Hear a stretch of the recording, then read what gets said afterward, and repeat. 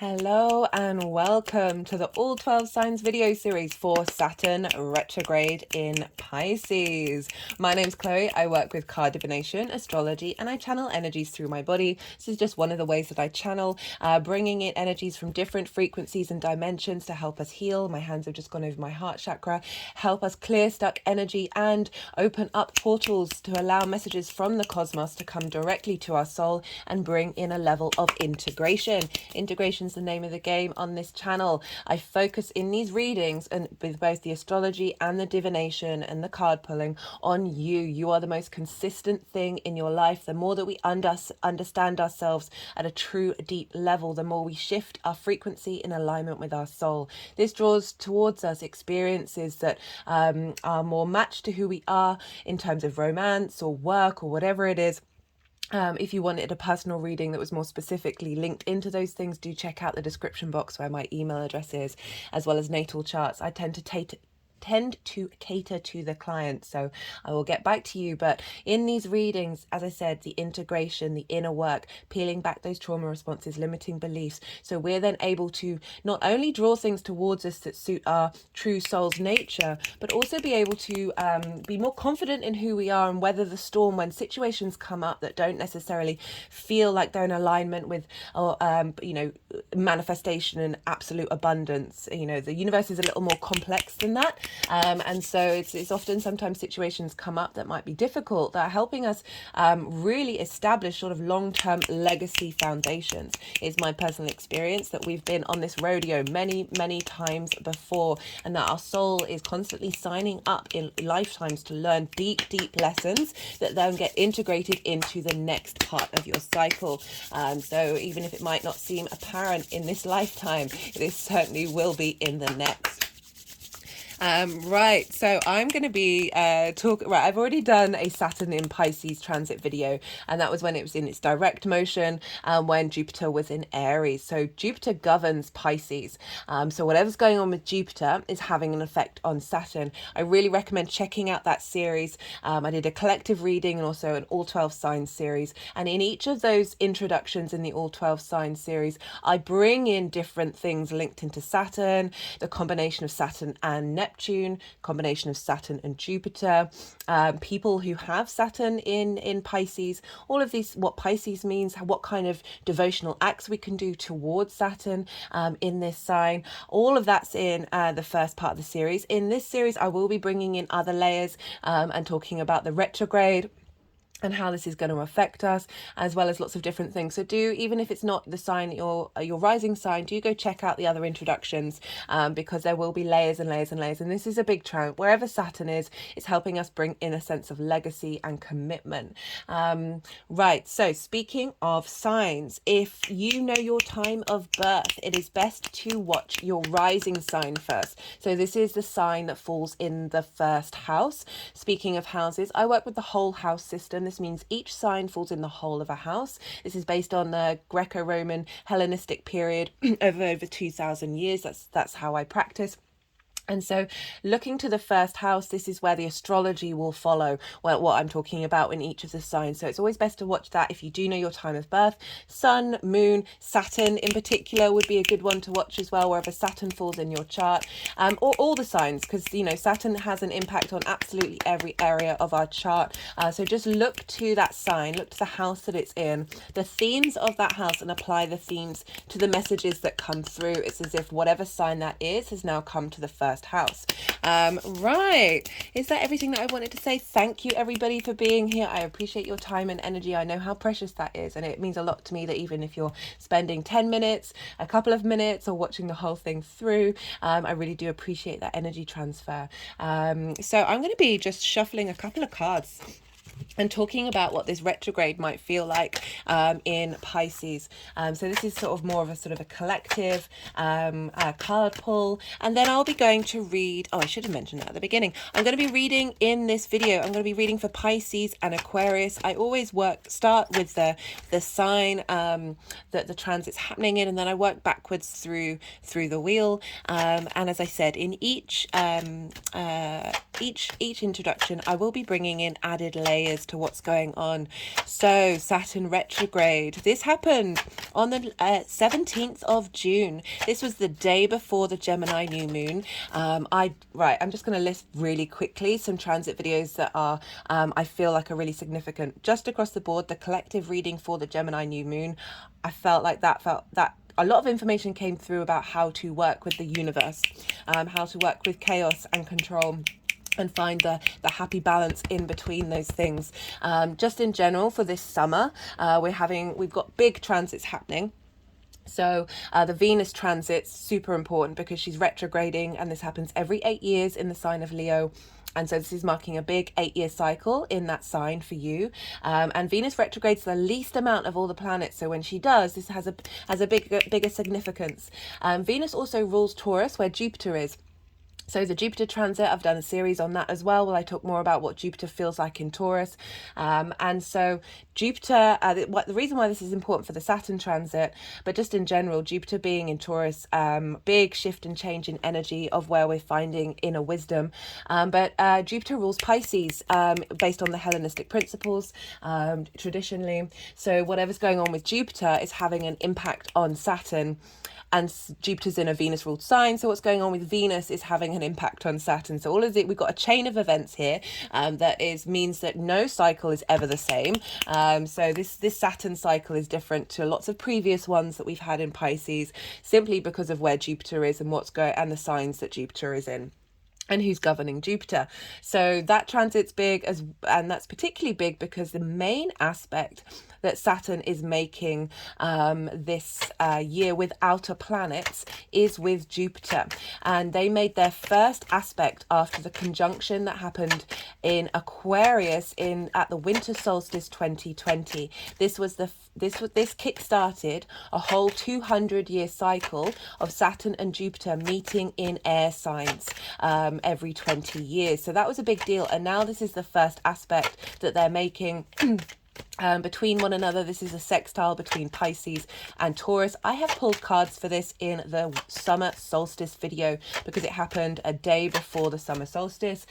So you can maybe go check that out for sort of specific cards for that particular aspect. And therefore, this is a big aspect for us collectively as well as personally. Most of the aspects that Saturn's going to be making in its retrograde phase are going to be oppositions with personal planets or trines. Which I'll talk about later on. So all those three transits videos are pretty significant for us over the summer period because they're sort of kick-starting longer cycles that is going to be affecting us in the long term. And that Saturn Jupiter sextile is an aspect that we're really going to be feeling until Jupiter leaves Taurus next year by house. So we're just energetically getting support with Jupiter and Saturn. So this is a very creative time, a time of bringing inner harmony, a sense of value and appreciation and a connection, because a sextile is an aspect of Venus. Right, so Saturn retrograde, as I said, started on the 17th of June and will finish on the 4th of November. So it's a good couple of months that we have this Saturn retrograde. But essentially, we will have kind of been feeling this since the 11th of March. So pretty much immediately when Saturn went into Pisces, it started what's called a shadow phase. And the shadow phase is when a planet goes over the degrees it's going to go back over. So the degrees it's going to retrograde over. And the degrees at which Saturn is retrograding are from 7 degrees and 12 minutes to 0 degrees and 30 minutes. So right at the beginning of Saturn's journey in Pisces, it was going over degrees that it was going to then retrograde over. And shadow phases can often give us clues about what this retrograde is going to look like. It might even sometimes be a little louder than the retrograde itself. It all depends on your chart. And so we've been in this sort of retrograde phase since the beginning of Saturn's journey, and Saturn won't be leaving its shadow phase. So even though it's going to go direct on the 4th of November, it's then going to go back over those degrees that it retrograded over. So it's still, even though it's moving forward at that point, it's still sort of going over old ground. And it may not be until the 7th of February, when Saturn then enters into new territory, that we might get a fuller rounded understanding of what this retrograde may be for us all. That's just a sort of general retrograde. I will be talking about that in each of the signs, so don't worry. I know it's a lot of information, and also all the dates and all the degrees will go into the description box, so you can go check them out, maybe put them in your diary. I will be listing the main aspects that Saturn's going to be making in the retrograde phase in the description box. But just generally, what's been going on with Saturn for us collectively? Well, I think most of us, well, not all of us, but a lot, the news was very populated with a certain submarine falling to the bottom of the ocean, linked into the Titanic. This happened when Saturn went retrograde.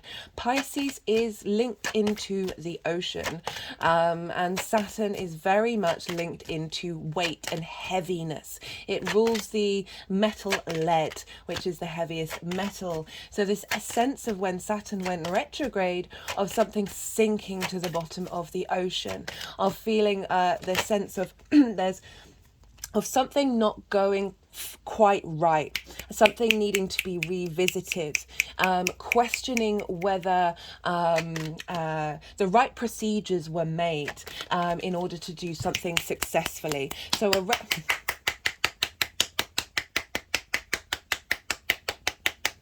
sorry, I try not to speak when the energies do very loud clapping, because I do appreciate that you might not be able to hear me clearly over the energy's response to what it is that I'm saying. So Saturn going direct, let's just wind forward a bit. Saturn going direct is when we are, wherever this falls in our chart. Okay, we just got the Taurus card where Jupiter is, this sense of learning and going over something. Saturn really wants us to tap into our own inner authority, our own inner integrity. It can bring about limitations in order to test our commitment to our legacy. You know, in so many, in like charts that I read for, and I often look to famous people's charts in order to give an understanding of giving something an example in order for us to be able to bear witness to what that may look like. So often Saturn is about legacy. Saturn is about long-term integrity expressed in that certain what words at the time of recording this, the Ascendant is in Virgo opposite Saturn. So it took me about 5 or 10 times to get this video up and running, and usually I'm able to do it in 2 or 3 times. And I checked the astrology and I was like, oh, that explains it. So we're having a lot of oppositions with Virgo for a lot of this transits. And I was like, even though this is difficult, and I might not be able to get my words out and get the details out, and there was this sense of Saturn bearing down on me as I'm talking about this, and it's in retrograde, so there's a sense of going inward as well, that I just felt like it was appropriate for me to record this at this time, because we will be experiencing this opposition between Pisces and Virgo for most of this Saturn retrograde with the personal planets. Right, so where was I? There's been a lot I talked about in the original Saturn transit video, about how just before Saturn moved into Pisces, there was this big treaty signed, or this intention to set up a treaty to protect the oceans. And that happened, you know, Aquarius is big collective ideas, and Pisces is the collective emotional waters, you know, that unconscious space. It is it's mutable energy. It's this sense of duality, of appreciating the good and the bad, and realizing that it's not all light and it's not all darkness. But that going back to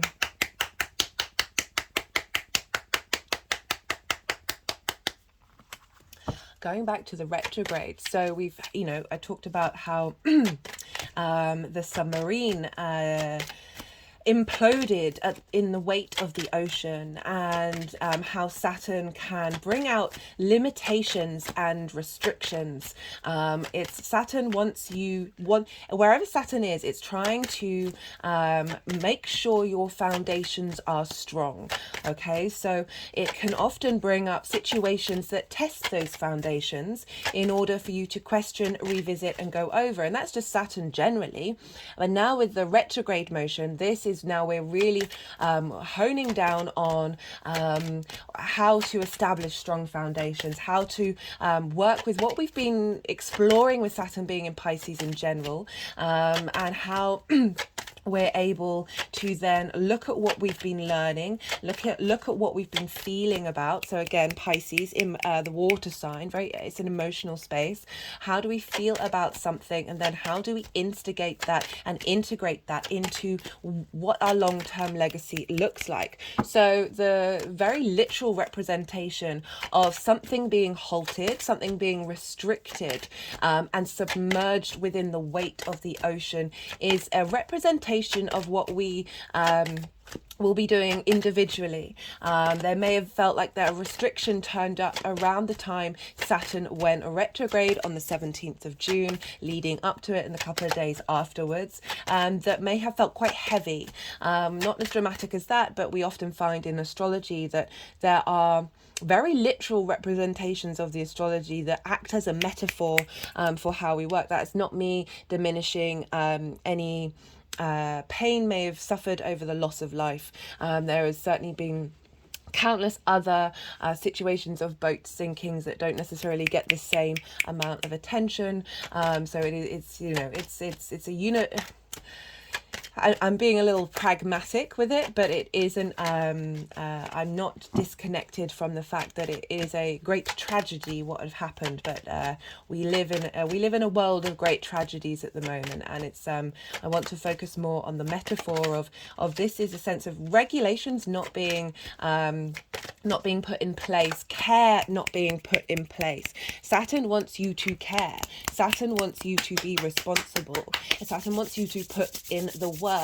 And that's why legacy is so important, because we cannot get a legacy, we cannot establish a legacy, however that comes up for you in your life, without putting in dedication. And this is a reminder of that. There has been a lot of stuff in the news about ocean mining, and I was doing some research into this about, because I obviously have a knee-jerk reaction of saying, well, that's absolutely mental. Why are we going to then destroy another part of our planet, especially the ocean, which is where we come from, and the deep integral ecostructures of the ocean that facilitate water of life. We can't exist without it. The more that we mess that up, even more than we've messed up the earth, the more of a dangerous ground that we're going to be headed in. So there's been but I wanted to research into it. And someone said that if we mine the oceans, and it's for metals, for batteries, and I'm trying not to get super political, but like the waste that we have, like lithium, one of my pet peeves, I'm going to express an actual opinion here. One of my pet peeves is wireless headphones. You have lithium batteries in your ears. One, that seems messed up on an energetic level. But two, lithium batteries that you cannot do anything with, that are in something that is incredibly disposable. Headphones break all the time. It's almost impossible to get a pair of headphones that last a long period of time. And to then have all of these anyway, those small little batteries probably pale in comparison to bigger corporation industrial batteries that are needed. But so they want to go dig up the ocean for metals in order to help facilitate our creation of batteries. And they were saying how this would, because they're mining for it in one of the places is the Amazon rainforest. I was about to say Amazonian, but that's not the Amazon rainforest. And 30% of the ecostructures are getting damaged because of that, which I'm not saying is a good thing. and only 10% would get damaged in the ocean. But then I went on to research about how the little nodes, the nodules that they're going to be mining to get this metal out, take 1,000,000 years to form. So are we going to be thinking long term or short term? Saturn wants us to think long term, wants us to think about cause and effect. You know, it's linked into time, linked into karma.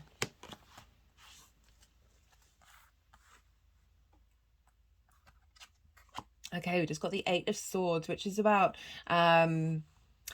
being trapped in a cage of your own making. And it's making me think, as I'm talking about technology, that we are limiting ourselves in the way that we are, you know, it's also got water here. We are limiting ourselves in the way that we are looking at technology and how this is going to advance probably a lot quicker in the future, because Jupiter's going to hit Uranus, and that's going to mark a huge shift in technological developments, particularly linked into the Earth. That we're currently trapped in this cage, and it's blocking us from being able to think in different ways. I was talking to a friend who about electric cars, and it's sort of a side point because this is not what they're mining for, but he was expressing how frustrating it is that the technology of lithium batteries are still being deployed in electric cars, when sodium, you can use sodium or another form which is not as destructive as mining for lithium. I don't know the exact details of the technology, but he does, and it was, yeah, but that there are things out there that mean that we don't have to go dig in the ocean. Right, I'm a big proponent of, if we need to, I still think there are other ways that we're going to be able to get around to it, of mining in space. You know, that is one of the ideas of the sort of the main, what would you call them? Are they not technocrats, but who want to put all the heavy industry off into the world, out in space. It's also, there's part of me that's really not into it as well. Like I can hold space for different opinions. That it, you know, that would be an ideal of diminishing the level of destruction of the Earth in order to facilitate, you know, the Garden of Eden, or however you want to say it. But there's also, I do feel that we're going to be moving away from a lot of the current technologies that we've been working with for the last 200 years. Remember, Jupiter and Saturn they're shifting into air. So we're definitely frequencies is going to be such a huge thing that's going to be able to help the energy crisis, amongst so many other things. We just got the Page of Pentacles, heralding in new ideas.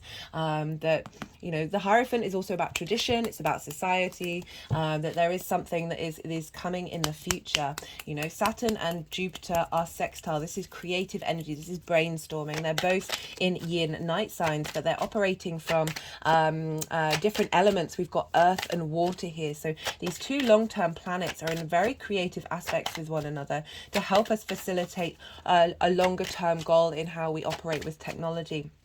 So the ocean mining, right? The fact that we know less about the ocean than we do about space. When I first learned that blew my tiny little mind, right? Just how impossible it is to go down there. And I feel like this metaphor of what happened with that submarine looking into the Titanic, of being like, we don't know what we're doing down there. We have absolutely no idea. And the ability to put these mining structures in place may actually be quite impossible. And it might actually be that they don't quite get off the ground. And just the general idea of sucking up the bottom of the ocean, when, like, everything is connected. If we start breaking that down, that is going to be having vast consequences for us on Earth. That, are these batteries that important? Are there different ways that we can work with this? Like, it's definitely something to watch out for. Google and Samsung and another company, and I think others, have said, can we stop this? Can we pause? Can we think long term about it? Which is it's a really interesting thing, that there are actually huge companies saying, can we pause? Because this is just, it's a very human thing to go out and pillage and take resources, and it's understandable. I get it. I'm not shaming it, but we live in an ecostructure economically that is short-sighted, to say the least. I'm sure we're all very aware of the war economy that kick-started, well, has always been around, to be honest. Other things that have come up about the ocean. So, as I'm sure a lot of people know about the Titanic situation, others may also very well know about what's going on with the orcas. So orcas are incredibly intelligent whales. I don't really like calling them killer whales because this is just, they are phenomenal creatures. And it's been slowly building that they have been engaging with boats in the ocean and playing with them. There's a controversy over what's actually happening. Like orcas are are very intelligent. It's theorized that a certain group of orcas have learnt how to do certain thing, and then they've been passing it on to others. There's also, and it's more than anything. All right, I'm all over the place.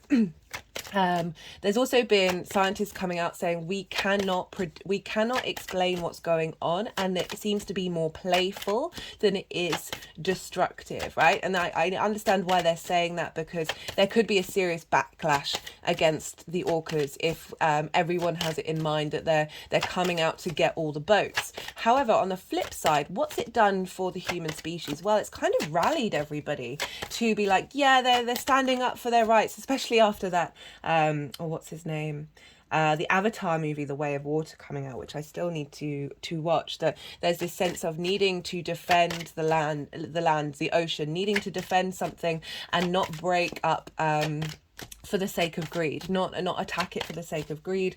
That these orcas are going around playing or attacking, however you want to look at it, with these yachts that are obviously the principal the people who are able to access that kind of travel have a fair amount of money, that it isn't reflective of the general populace, and how the general populace are going, okay, it's not only just the people who are protesting, you know, look to France, look to everywhere else, there's a lot going on, but nature's protesting as well. And I saw an article actually that was actually tickled me a bit more than the orca uprising. It was the fact that the orcas, there's a rare scene of orcas, dolphins and whales all hanging out together. I think you may not be aware, well, it's certainly an idea that the whale songs help clear and clean the ocean and facilitate growth in the ocean, and they're coming back in greater strength and greater numbers. That's really been an increase over the last couple of years, which is a wonderful thing.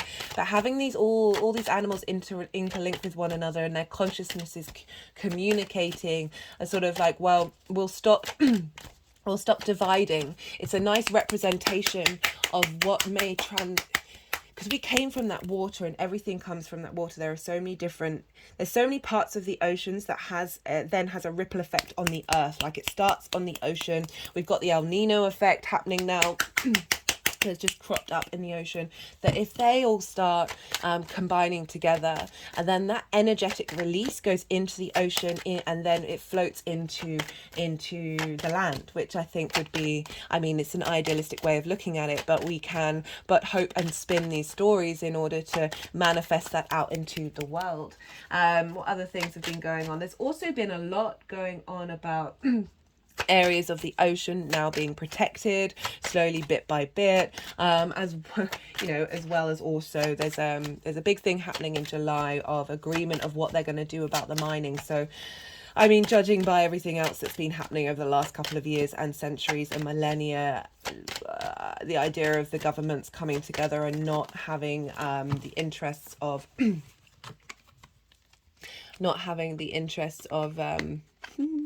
got the Two of Pentacles here. What I love, it's got the ocean in the background, but it's pentacles, so it's earth. It's about money. It's about like, where are we headed? How are we bringing this into balance? This is about survival mode when it's in the upright, because, you know, if you look at those waves there, we're only sort of thinking in the present moment in order to survive, and not really thinking long term. That there's something in flux here. There's the possibilities of of uh, of being either in that juggling space and survival mode, or being able to break free of that. I do feel like Saturn in Pisces traditionally is very much about supporting the masses. It's about the collective emotional space rather than the individual. There's a lot of philanthropy. Can't say that word right now. There's a lot of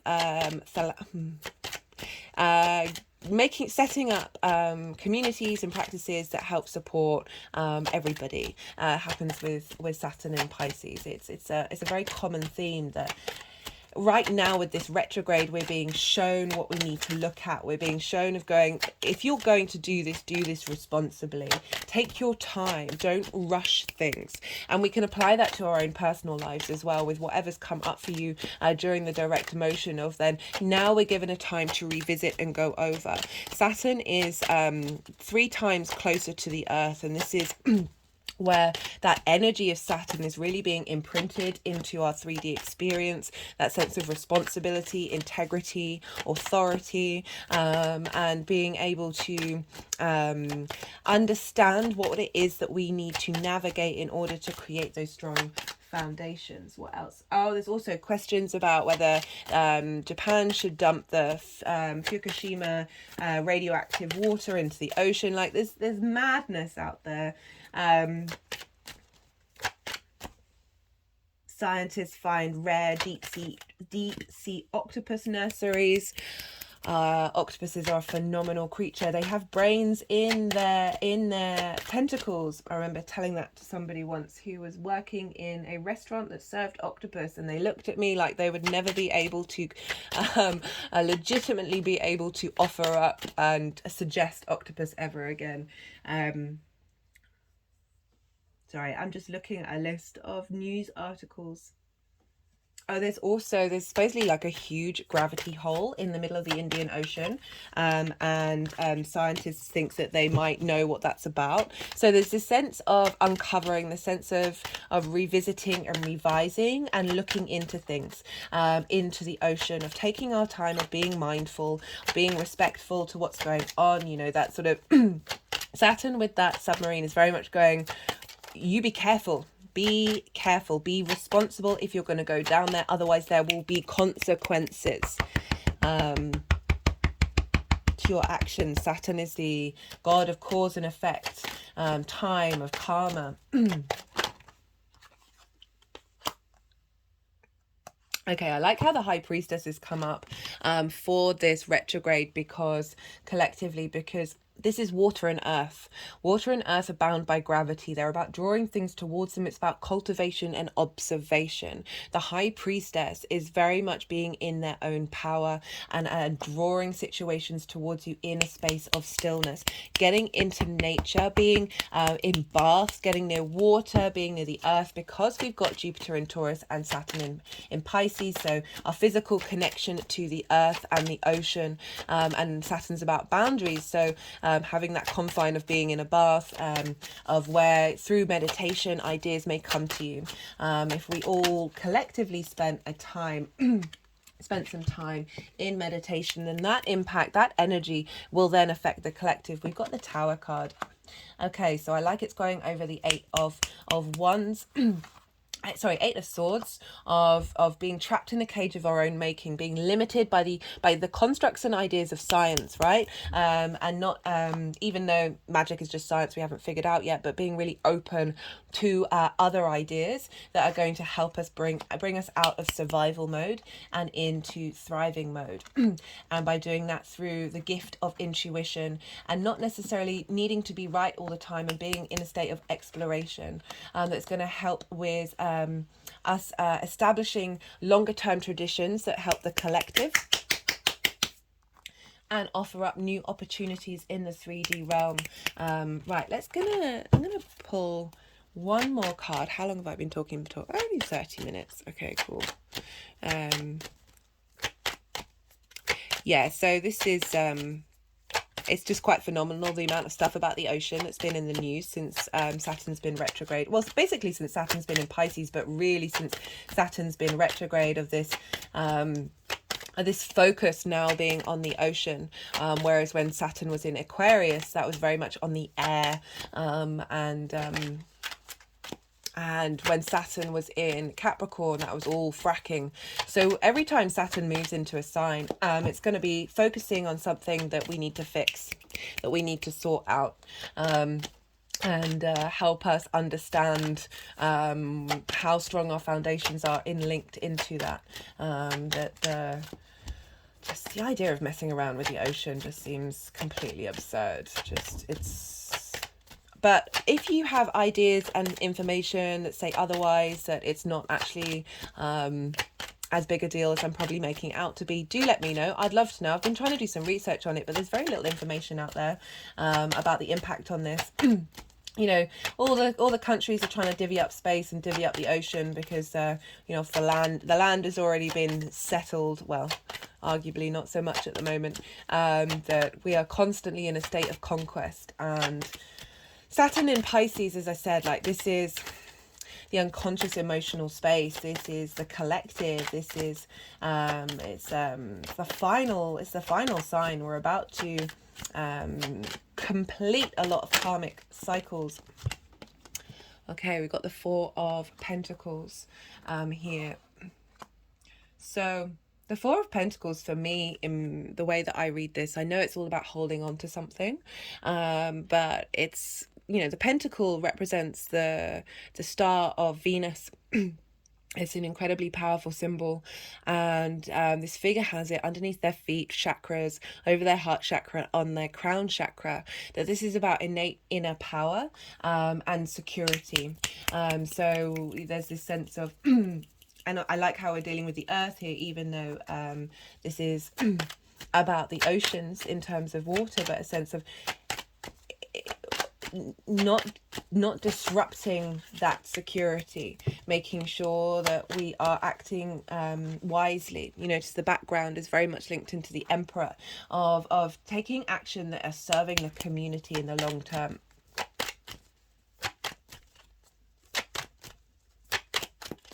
Final card.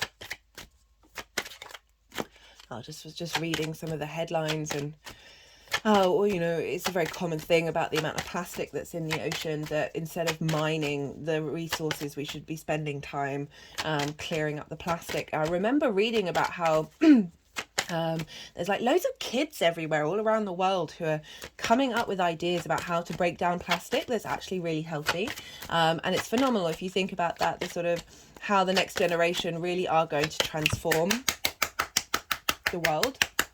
You know, they've got a big pile out for a lot of them of stellium in Capricorn, which is about long-term earth legacy, again a Saturn ruled sign, that the desire to facilitate that and be able to be open, because I think yeah, it was a combination, I can't remember I think it's Uranus and Neptune combined in Capricorn, that generation. Whoa, yeah, they're really going to go for it.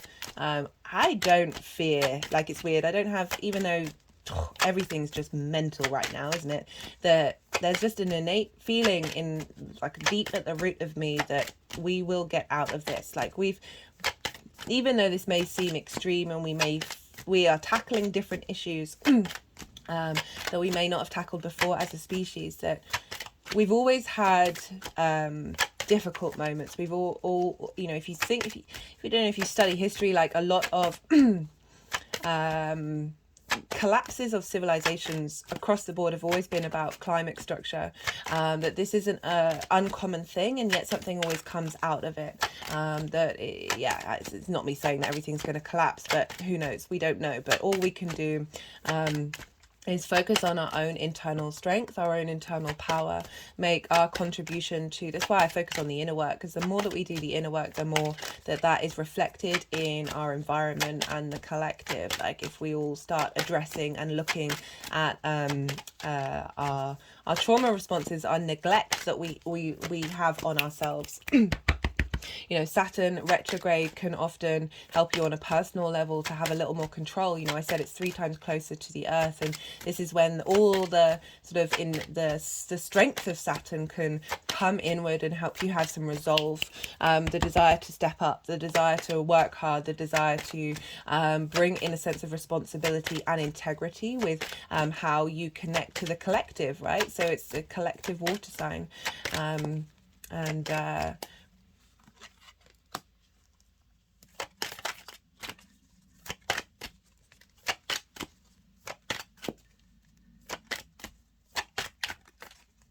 but we shall see. Right, final card. Final card.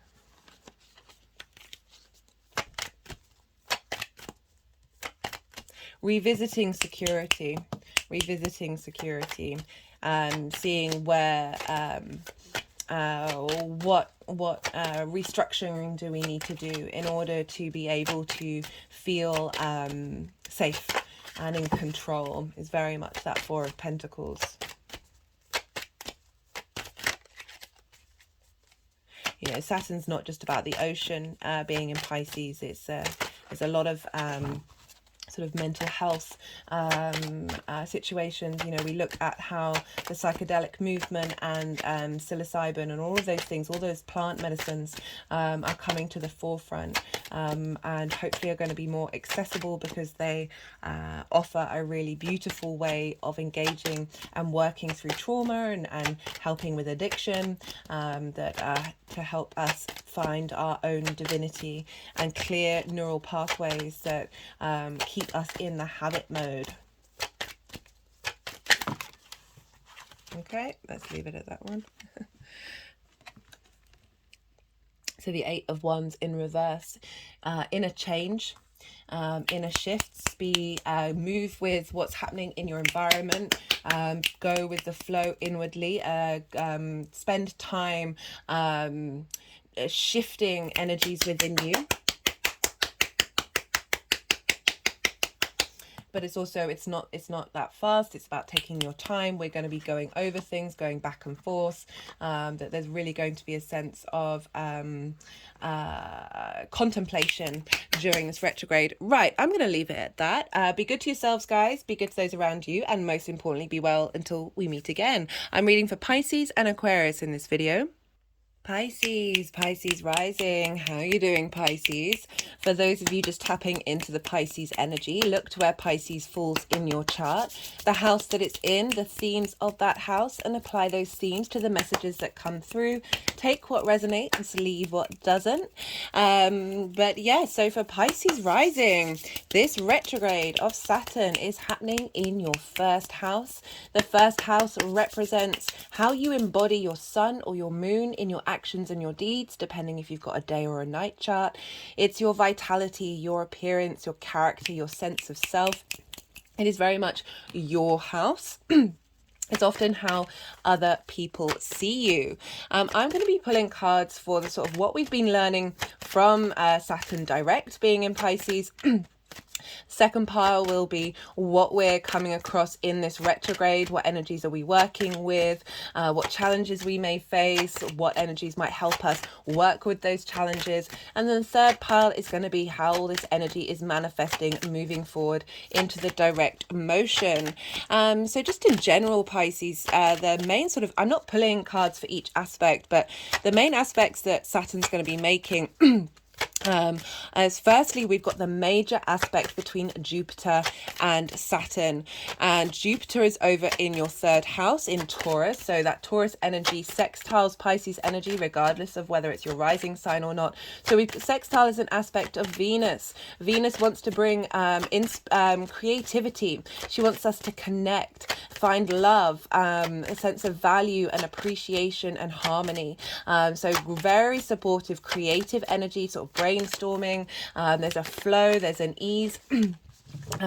With these two energies of Jupiter, which is wisdom, elevation, expansion, and Jupiter, which is that integrity, responsibility. Both of these are long-term planets. So what's being cultivated during this time is, and Jupiter will go retrograde sort of midway in this Saturn retrograde, but at the moment Jupiter's direct, so we've got a sense of understanding of tapping into nature and how we feel in our physical senses.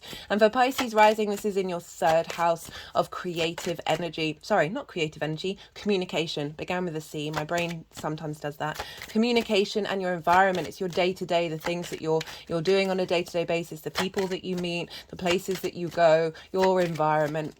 And so we've got an understanding and wisdom of how you're communicating, feeding into how you embody yourself.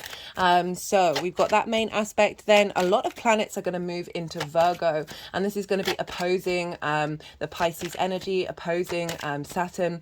And with oppositions, it's all about finding, it can bring about highlighting, prioritizing one area over another.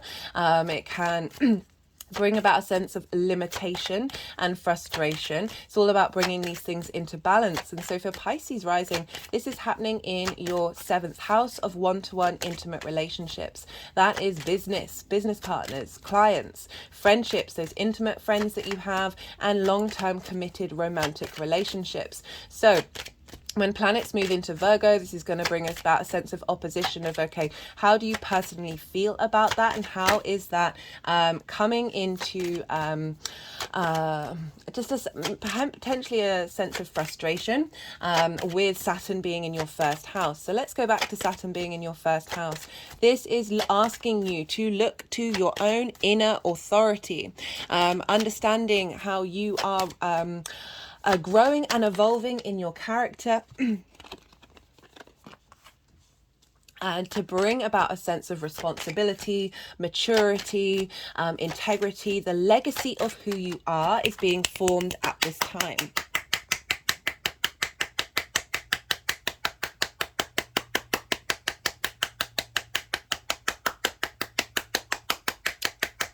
Just had an energetic release.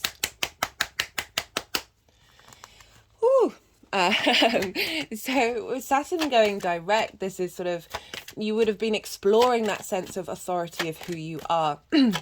And now with the retrograde, we are, with everything that we've been learning, we're now pulling that inwards. We're revisiting, we're revising, we're going over that dynamic. We're perhaps seeing where those limitations may have come up, because Saturn is about limitations and boundaries. It can represent separation. So you might have felt disconnected from people seeing your inner authority. And having restrictions around that might have, you may have felt quite empowered with your own personal authority, but at the same time still have things show up that are limiting that being able to fully expand itself. And the retrograde, even this may just help you bring a bit of understanding of what that all meant. When we have these difficult issues come up around Saturn, because Saturn does tend to do that, less so now that it's in a sign ruled by Jupiter and you are ruled by Jupiter. But Pisces, ruled by Jupiter and the exaltation of Venus. So we've got the two benefics here that are making this journey a little easier for us all. So we're able to connect on an emotional level and more understand about what those limitations mean, rather than feeling the full weight of it. So we've got a lot of strength coming whenever we have Saturn moving through the first house. This can be a difficult time. It can bring up limitations, but at the end of it, you're really going to be able to walk your talk and embody yourself in terms of your legacy.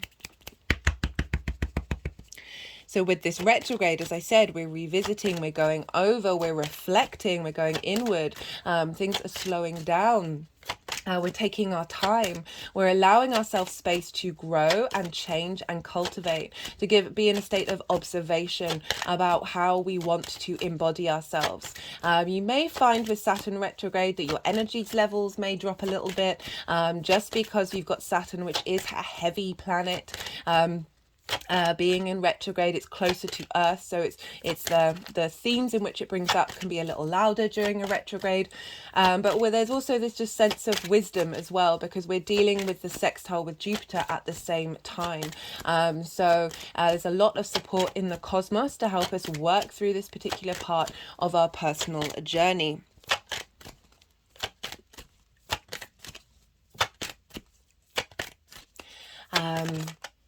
Sorry, I was just oh,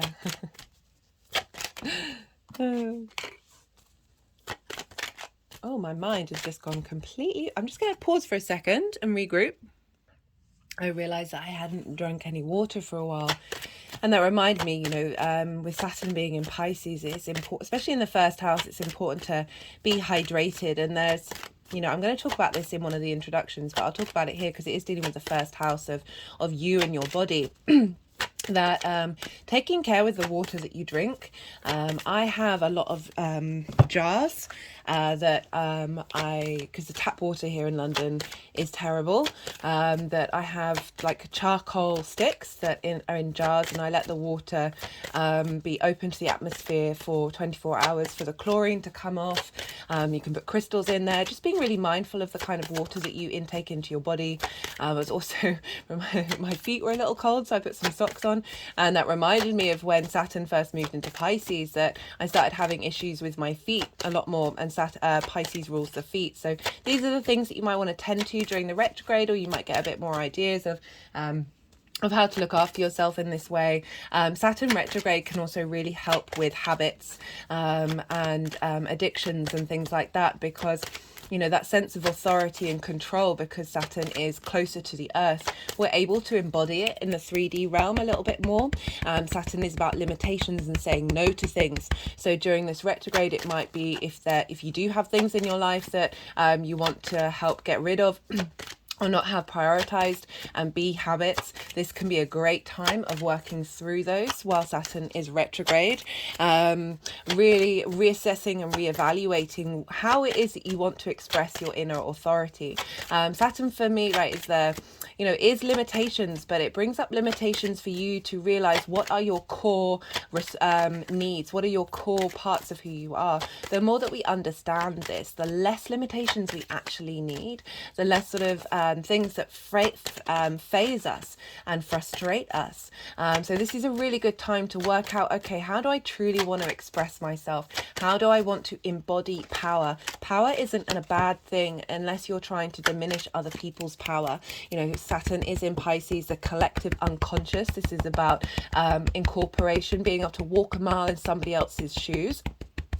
A deep sense of empathy, bringing that empathy into the way that you express yourself. Perhaps you may have had limiting beliefs of self-worth, and how you then embody that, and how other people may see you. Saturn moving through this sign, but will help you navigate whether you want to put so much weight on how you are seen by others, and not let it diminish how you truly express yourself in terms of your legacy.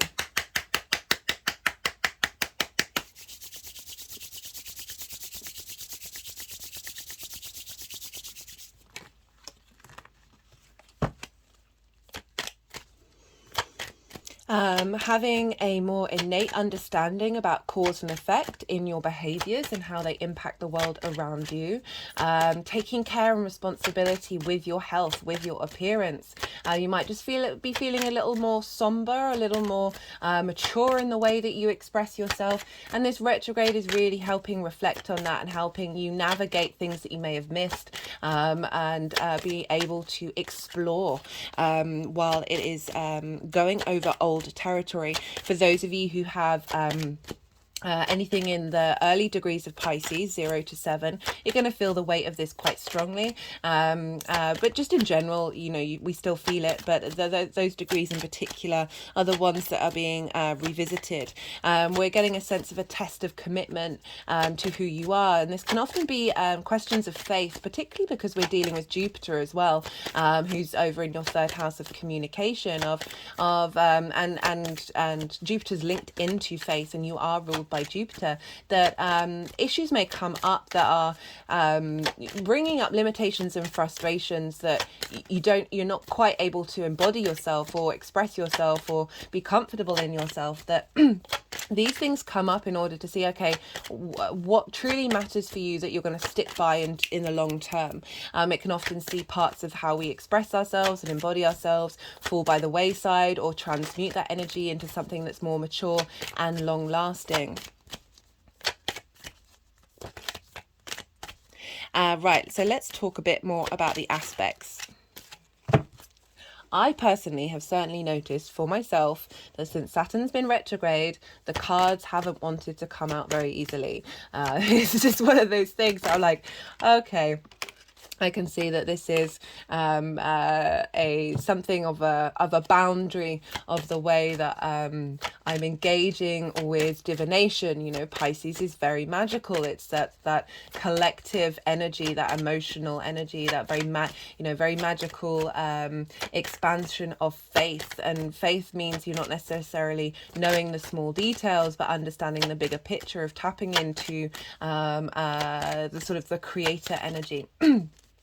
I just thought I'd bring that up as a personal example. Sorry, I just had to pause for a second. So thinking about how we're going to have a lot of personal planets, Mars, Mercury, the Sun.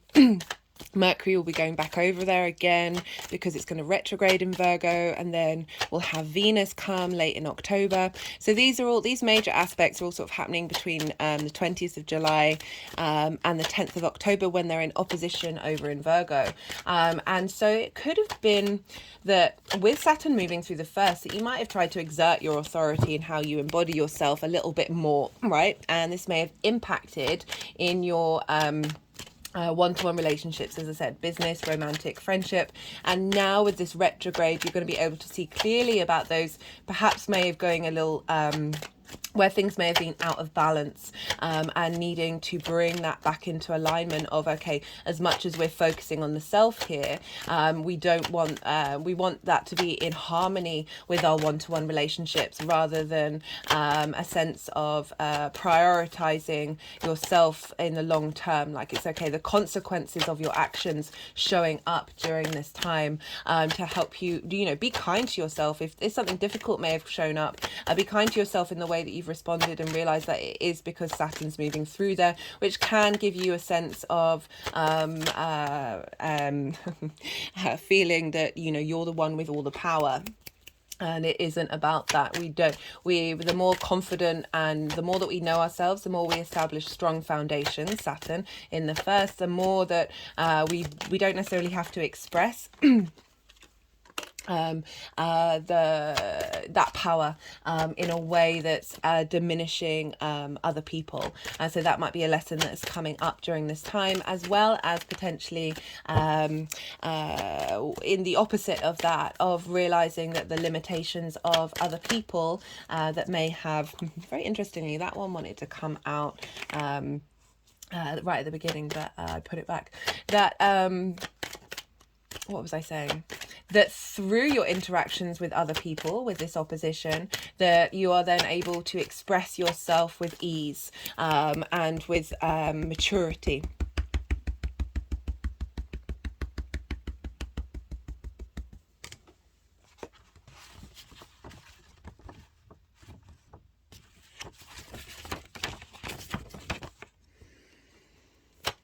Saturn's all about hard work and being patient. It was linked into, it was an agricultural god. And so this is, if we link about the harvest of how Saturn's all about how slowly things take a while to build, and then once they do, they get the sense of momentum, and then you are able to celebrate. So whenever we have a Saturn transit, it is about acknowledging that there may be limitations, there may be blocks that are actually helping us be able to build those stronger foundations in order to celebrate in a way that is long lasting. Again, I talked about how legacy was a real key word for me with Saturn, that all of the difficulties help us get to that sense of being able to have a legacy energy of, it's not just about the immediate now, the instant gratification. So you may have found that you're, as I said, taking care of your body, taking care of your appearance in a way that's going to serve you in the long term. It's the element of karma is also a very strong thing with Saturn, especially in the final water sign of releasing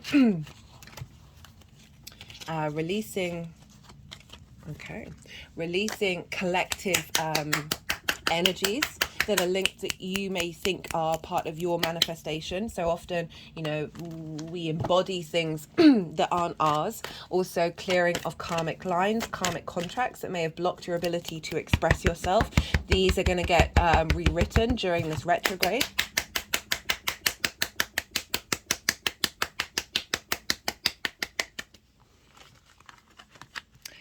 Now, wherever Saturn is impacting Capricorn and Aquarius. So Saturn rules those signs. So wherever Saturn is bringing in a leveling up of those areas of your chart, as well as those, wherever those signs are and the houses that they're in, adding on layers of how this may impact you, this retrograde. So for you Pisces rising, Capricorn and Aquarius are in your 9th and 12th house. Not 9th, sorry, I don't know why I'm saying 9th. Not 9th. 11th and 12th, they're right next door to each other. How could I get that wrong? So 11th house is hopes and dreams, friends, groups and alliances. As well as reaping the benefits of your 10th house. So this journey of Saturn may bring up a revisiting of understanding how you want to embody yourself, that's linked into your hopes and your dreams, and have a reflection of that in terms of the long term. I always like to focus more on that as well, because the more that we understand our hopes and dreams, the more that we are come into alignment of the kind of friendship groups that we want to be in, the alliances that we want to have, and also and that sort of frequency level is then like, how do they facilitate those hopes and dreams and work as a collective together in a unifying way that is going to support that. And Aquarius for you is in your 12th house. This is the hidden house, the house of mysteries. It can be a house of depression, loss and grief, as well as that of magic, because it's the constructs of who we are, our limiting beliefs, our trauma responses, and underneath all of that is our soul. And the more that we integrate this area of our chart, the more that we're able to bring out that soul magic. So Saturn moving through the first of really helping you understand how to embody yourself and revisit that and refine that and really cultivate a sense of reflection, is going to perhaps bring up things, trauma responses and limiting beliefs from the 12th house that need to be unraveled, and need to, that sense of authority of Saturn helping facilitate what authority you want binding over you. It's making me think of the Death card, which has the monarch is no more on that card, that releasing inner authorities that used to have a hold over you that don't serve you, and then allowing the magic to come through. So that could definitely be a theme that comes up, as well as working with depression, with grief, with loss. That sense of isolation may come in, because especially with Saturn retrograde, of really going inward and wanting to spend a little bit more time by yourself to see and work out who you are and what it is that you want from your life and how you embody that. Look to where Saturn is in your natal chart as well, because that will add on another theme of what comes up during this retrograde, and just generally for wherever Saturn is in transiting. So yeah, that can help just add on a little personal understanding of how that shows up in your chart over the next couple of months. We've got a lot of retrogrades going on. So Jupiter will retrograde And then Venus is retrograde for most of this journey. And Venus is, as I said in the introduction, Venus is impacting Jupiter because she rules Taurus and Jupiter rules Pisces. So we've got this chain of events, and Venus, and Venus also is in exaltation in Pisces, which essentially means she's got a massive temple in the land of Pisces. She has influence on Pisces. So we've got the two benefics really helping this out. And Venus retrograde is happening in your sixth house of work, health, and routine. So you're getting a whole 8-year revamp, 8-year new cycle beginning with this Venus retrograde of helping reassess your work, health, and routines, which I feel like is so important for having Saturn in the first house. Because, I was talking about the embodiment, that responsibility to yourself, that respect of your body, your appearance, and your vitality. The respect of how you embody yourself as well, of like Venus in the 6th is helping reevaluate how you take care of your health, how you take care of your routines, and therefore how you work. Saturn likes to work, likes to be responsible. You operating from a heart space is going to feed and help the vitality of this Saturn transit. Whoa.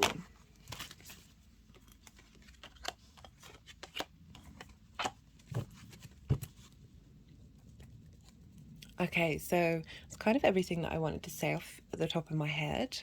I forgot to mention, so from like 10th of October, 13th of October, planets are going to move into Scorpio, which are then going to trine Saturn. So we're dealing with an opposition mostly for this retrograde, which is, it can feel quite difficult, and we're then through that difficulty we come out the other side with more integrity and strength.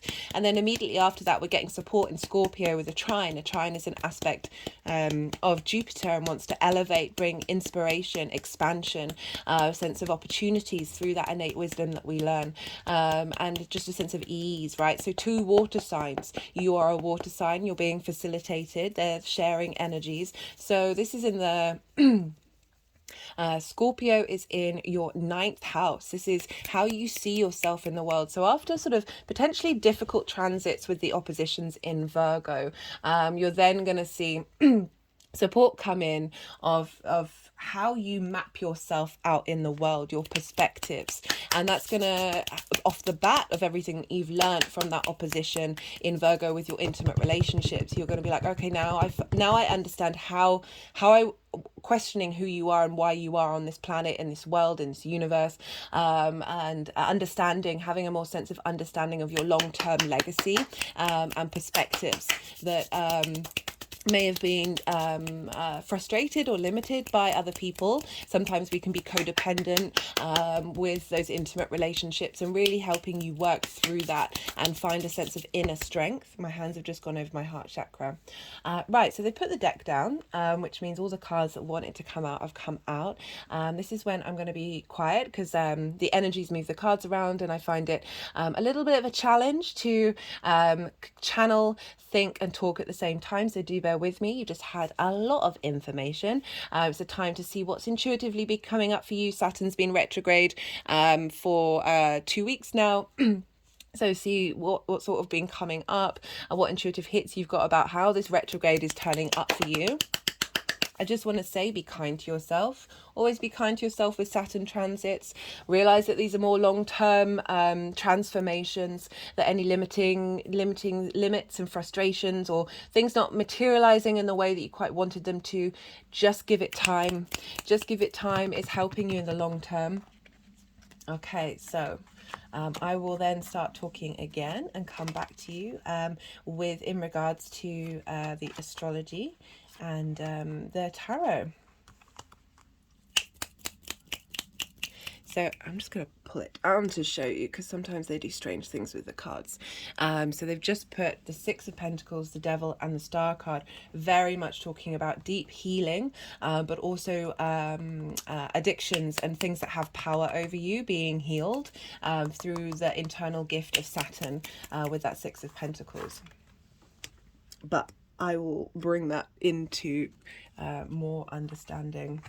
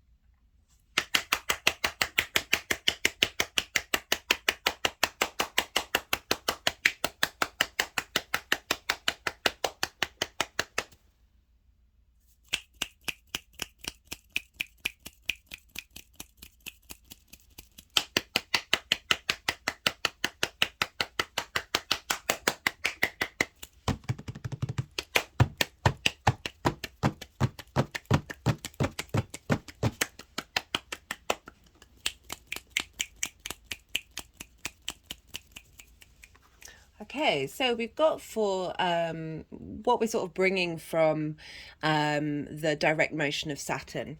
We've got the King of Swords and into the retrograde. We've got the King of Swords and the Page of Wands, which is kind of reflecting what I was saying about with Saturn moving into your first, like off the bat, you may have found a more innate authority in how you embody yourself and express yourself. The King of Swords, very clear in what they want, and there's a real there's sort of there's a coolness because it's air, but it's this sense of I know what it is that I want and I'm able to express it.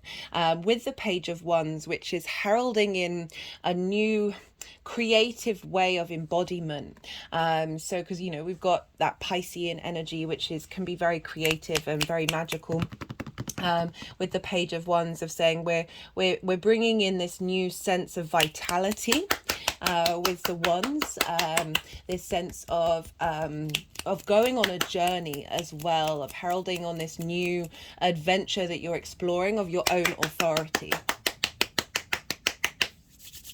And I like the Page and the King. I always like it when there's king or queens with pages, because it's acknowledging the sense of autonomy and authority. The kings and queens are older energies.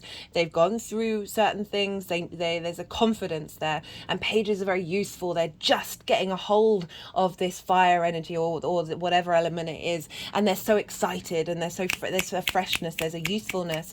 And it's also a sense of this apprenticeship of beginning something new. So it's coming from a space of authority and maturity, while at the still time embodying the fact that this is a new part of your journey.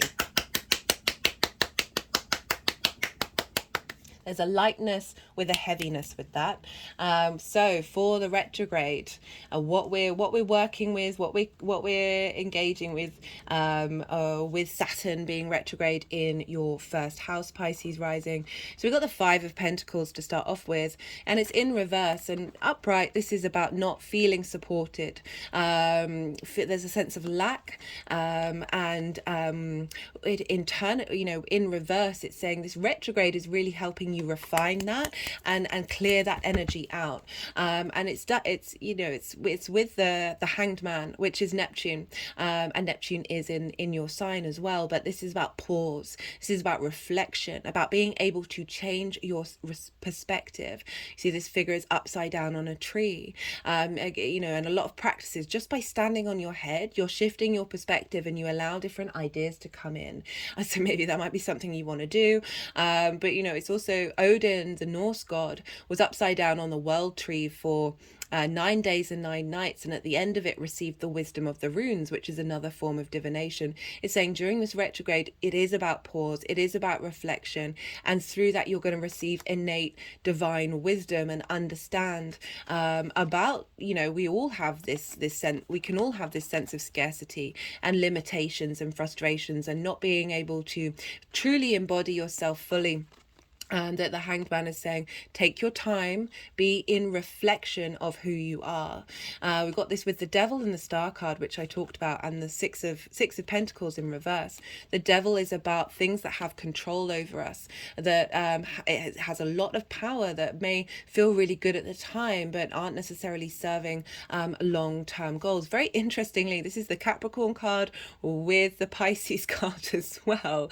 Sorry, with the Aquarius card, which are both signs ruled by Saturn. So again, your hopes and your dreams and the hidden part of who you are coming in and saying, okay, how do we give strength and power that is facilitating to how you embody yourself, and therefore how you embody your hopes and your dreams, because this is hopes and dreams. But Aquarius for you is those, interestingly, those limiting beliefs and those frustrations. But the power that you have with the 12th house of Aquarius is downloading collective galactic energy from from frequencies from the air.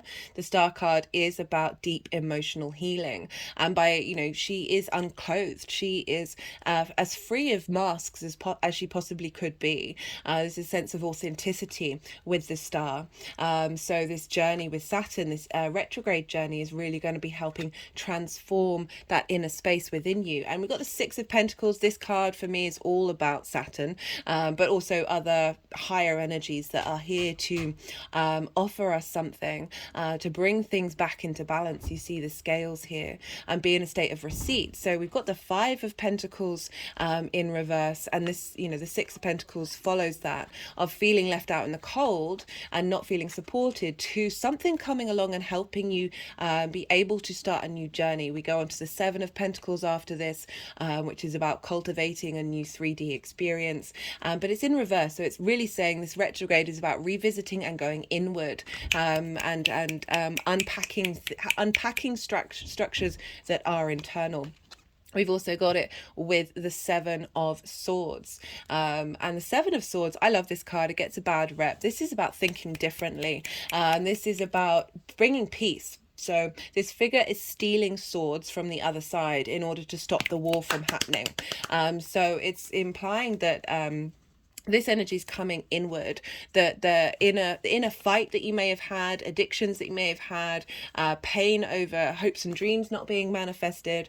This is this energy saying we're going to be reflecting, we're going to be finding ways of thinking, colouring outside the lines in the way that we think, of coming up with different ways of looking at those situations that are facilitating the movement forward of how you embody yourself. Again, perhaps bringing in an innate sense of integrity and authority that isn't creating warfare.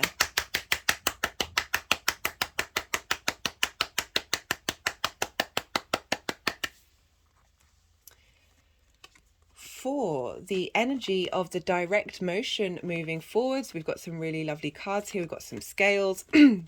But, you know, as I said, like, we're basically going to be feeling the shadow phase of Saturn until the 7th of February, when it's then going to go over new land. So even though it's going to be direct, we're still going over that same territory. Temperance card is about refinement. It is about refining every little part of yourself in order to create magic. And it's coming with the Knight of Cups. Lovely energy for Pisces, of being able to defend your expression of self, but there's a softness, there's a gentleness, but there's still a strength there of love. You know, love is one of the most powerful energies that we have. Sometimes it's difficult to express it without limiting beliefs blocking us, but with the Temperance card, it's really saying you're refining who you are in order to then be able to express love and that is a powerful thing. We've got Justice here. So Justice is very much about karmic connections. Again, we've got the scales. We had that with the Six of Pentacles, of there's karmic contracts being cleared that have blocked you being in balance.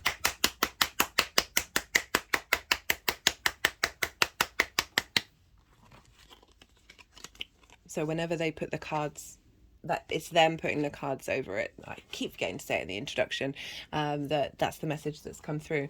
We've got this with the Two of Cups. This is unity. This is the feminine, masculine, and spirit in harmony with one another. They are equal. There is respect here. There is a sense of each element having authority that isn't creating a hierarchy. We've also got the caduceus here. This is the two entwined snakes. This is also linked into Kundalini energy. This is about deep healing, and through that deep healing of that star card coming through, love is coming in, respect is coming in, an inner harmony where you are not out of balance, where one part of you is seeking authority over the other. And it's with the Four of Pentacles, which came up in the introduction.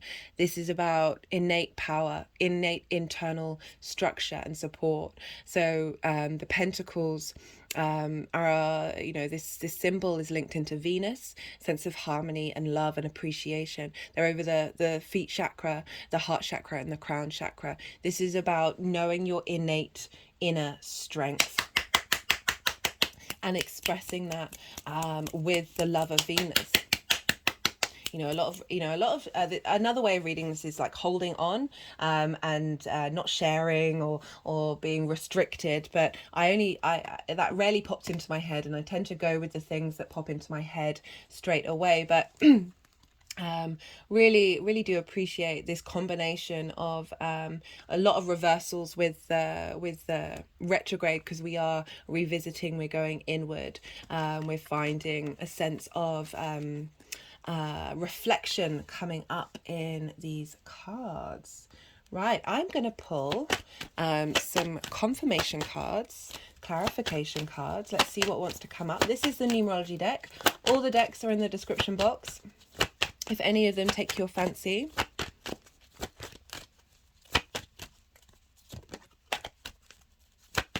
You've had Saturn move through your 12th. Saturn loves being in the 12th, helping you unravel limiting beliefs and trauma responses, sit with depression or anxiety if you feel that, and come to a space of peace with it. Saturn loves being in the 12th. New beginnings. Yeah, a new understanding of the way, just being calmly confident as well, especially with the Jupiter element, because Jupiter for me is, the more that we understand our own innate wisdom, the more confident we are, the more it's not unintegrated expressions of pride or confidence where it's diminishing the people around us. You have a lot more inner belief in yourself as well, and how you're able to not necessarily, again, seek that from the outside world, seek that from other people, but you're confident in where you're headed and what you're doing and how you're able to embody yourself. Right, this is the first light tarot. This is a mixture of major arcana, question cards, statement cards, and keywords. So let's see what wants to come through with Pisces. I've got the Hanged Man with Who May I Hurt? So the Hanged Man is about crossroads, transitions, turning point, and decisions. Okay, I'm getting from these two cards is this revisiting, this retrograde is helping you really sit with open eyes about how you may do things that hurt yourself. The words that you say, the things that you do that aren't serving you, that are based off of, because we're dealing with the 12th house as well, ruled by Aquarius, that's Aquarius, ruled by Saturn, and your hopes and your dreams, that there's blockages. And you've been clearing out those blockages with Saturn moving through the 12th. But now there's a sense of how do we embody that clearing out? That there's almost like a release, because it's wanting to go with the happy Buddha, the laughing Buddha, of like being able to embody that state of laughter, of joy, regardless of what's going on in the world, regardless of what's going on in your own life. Not necessarily being so cruel to yourself or hard on yourself in the way that you talk to yourself,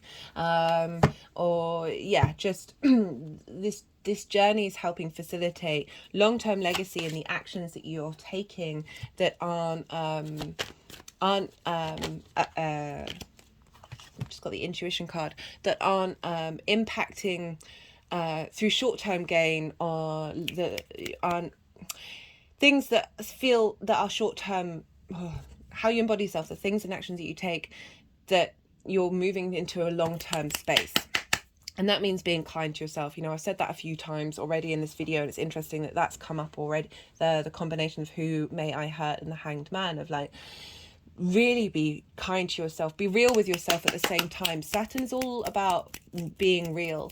It is the boundary of the 3D world, amongst other things, that we can still have that unconditional compassion of Pisces while being very real with the reality of how our actions have cause and effect. But I love this. I love this with intuition coming in as well, of like Saturn for me in Pisces is giving structure to the magic that's there, and having being able to hold on to it a little more, and navigate through that confidence and that innate power, that you're then able to understand what your intuition is trying to tell you. Right, Pisces, I'm going to leave it at that. Be good to yourselves, be good to those around you, and most importantly, be well until we meet again. Aquarius rising. How you doing, Aquarius? For those of you just tapping into the Aquarius energy and it's not your rising sign, look to where Aquarius falls in your chart, the house that it's in, the themes of that house, and apply those themes to the messages that come through. Take what resonates, leave what doesn't. In general, Aquarius and Pisces energy, this is regardless of whether it's your rising sign or not, are next door to each other, and this is what's called inverted. So traditionally they don't have a direct line of communication. It's for the way that I describe it is, imagine two people sitting next to each other. They know that but they're both looking forward. They know that they're there, but there isn't that sort of that clarity of communication. But you have a feeling, you have a sense that somebody's there. It's like through osmosis, that energetic transfer, very sort of subtle, getting into the atomic level of integration. So it's it's not that it's not an important transit. It's just it might not be sort of show up very loudly in your 3D realm. But for Aquarius rising, okay, so Saturn's been there for a while. As I said in the introduction, essentially almost the whole of this transit so far, Saturn's been in shadow period, right? So the retrograde is from 7 degrees to 0 degrees in 30 minutes. So that's half of a degree where Saturn was direct, where it wasn't going to then cross over that energy. Oh, that came up pretty quickly. And so shadow phase is often times when things will show up that help us understand what the retrograde's about. Can often be quite loud. It all depends on your chart, maybe sometimes louder than the retrograde itself. So essentially the whole of this transit with Saturn being there, we've kind of been in that retrograde energy, and so we've been working with that for a while now. And for you, Aquarius rising, we have this in your second house. This is the house of your resources. This is the tools that you have in order to make your money, in order how you manifest. This is the things that you value.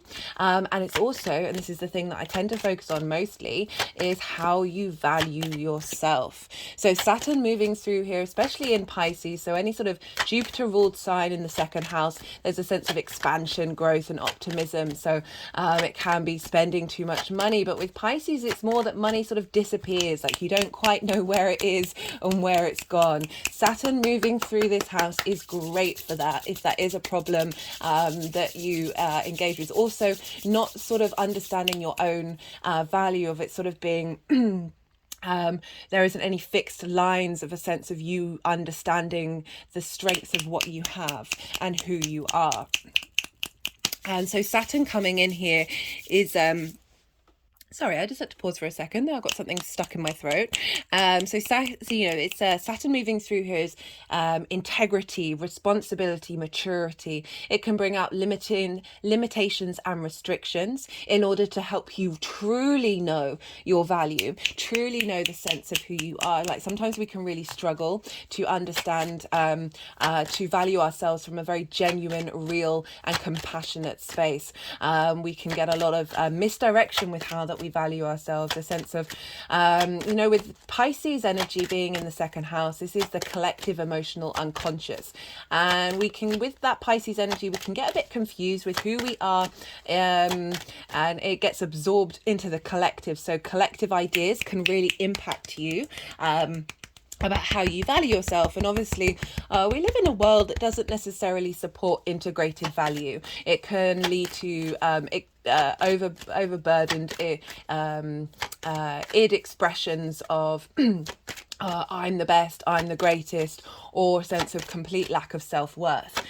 These things are very rampant in our collective, and so sometimes they might have integrated into how you look at yourself and how you engage with your sense of value. Saturn coming along is really strengthening your foundations of your value system.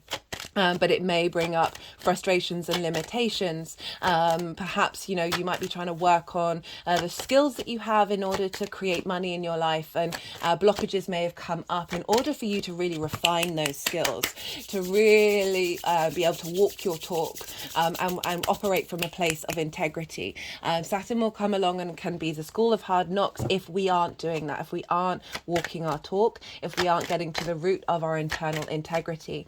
Saturn wants you to be independent, wants you to be powerful and autonomous, but it has to come from a place of respect. It has to come from, as I said, a place of integrity.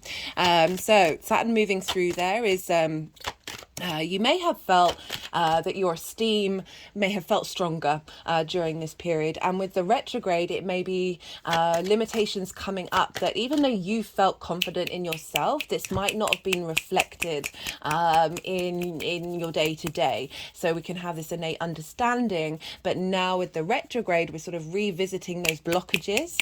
So we've had a sort of initial feeling of what that long-term transit may be like, and now Saturn's getting to the nuances. Saturn's getting to the sort of making sure that that feeling is based off of strong foundations. So helping you find authority and responsibility in what it is that you value. Perhaps your value systems are shifting more to the long term, and it might not have been reflected in your environment. It's also helping you understand how you make and spend your money. Again, getting a sense of maturity around that. If you might not have been very mature with money, we can all be in that space, helping you cultivate sort of a longer term responsibility into your money, and what's important to you. Maybe not necessarily buying short-term items, and focus more on longevity in what it is that you're spending money on, getting a bit more responsible with your money, as well as shifting your value system into things that will matter in the long term, really helping you refine the strength and integrity of how you manifest as well. So big key themes coming up with Saturn moving through the second house. You've just had Saturn move through your first, so your embodiment of self has got a lot more strength and integrity, and now that's applying to your resources and what it is that you care about. So with the retrograde, as I said, we're revisiting, we're going over things. Saturn is closer to the Earth, 3 times closer to the Earth when it's retrograde. And this means like those key themes of Saturn are showing up a lot clearer in our 3D reality. The power behind Saturn has got a lot stronger. So this is a really great time of working on habits linked around money and value, helping you be able to release habits that don't serve you in the long term, and really being able to commit to them. Saturn is very much about commitment. It's bringing in an increase in control in sort of expenditure, being able to say no to things that aren't serving your value system and how you value yourself, being able to say no to limiting ideas that come into your head that are diminishing your sense of self-value. But this is all while things may crop up that trigger those aspects, that help you just the frustration with Saturn can be of things not necessarily materializing very quickly, but it's part of a long-term cycle that is setting up the next 30 years of how you value yourself.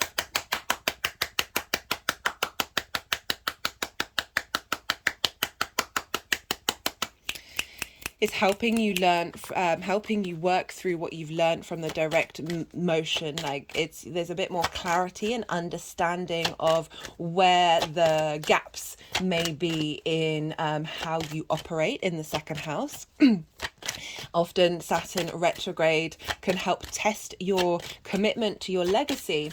And so this can, as I said, bring up restrictions and boundaries where you're not necessarily feeling seen or feeling valued, whether that's internally or externally. And all of this is to say, well, are you going to still commit to what it is that's truly important to you in the long term? Saturn can often be quite a bit of a taskmaster with that.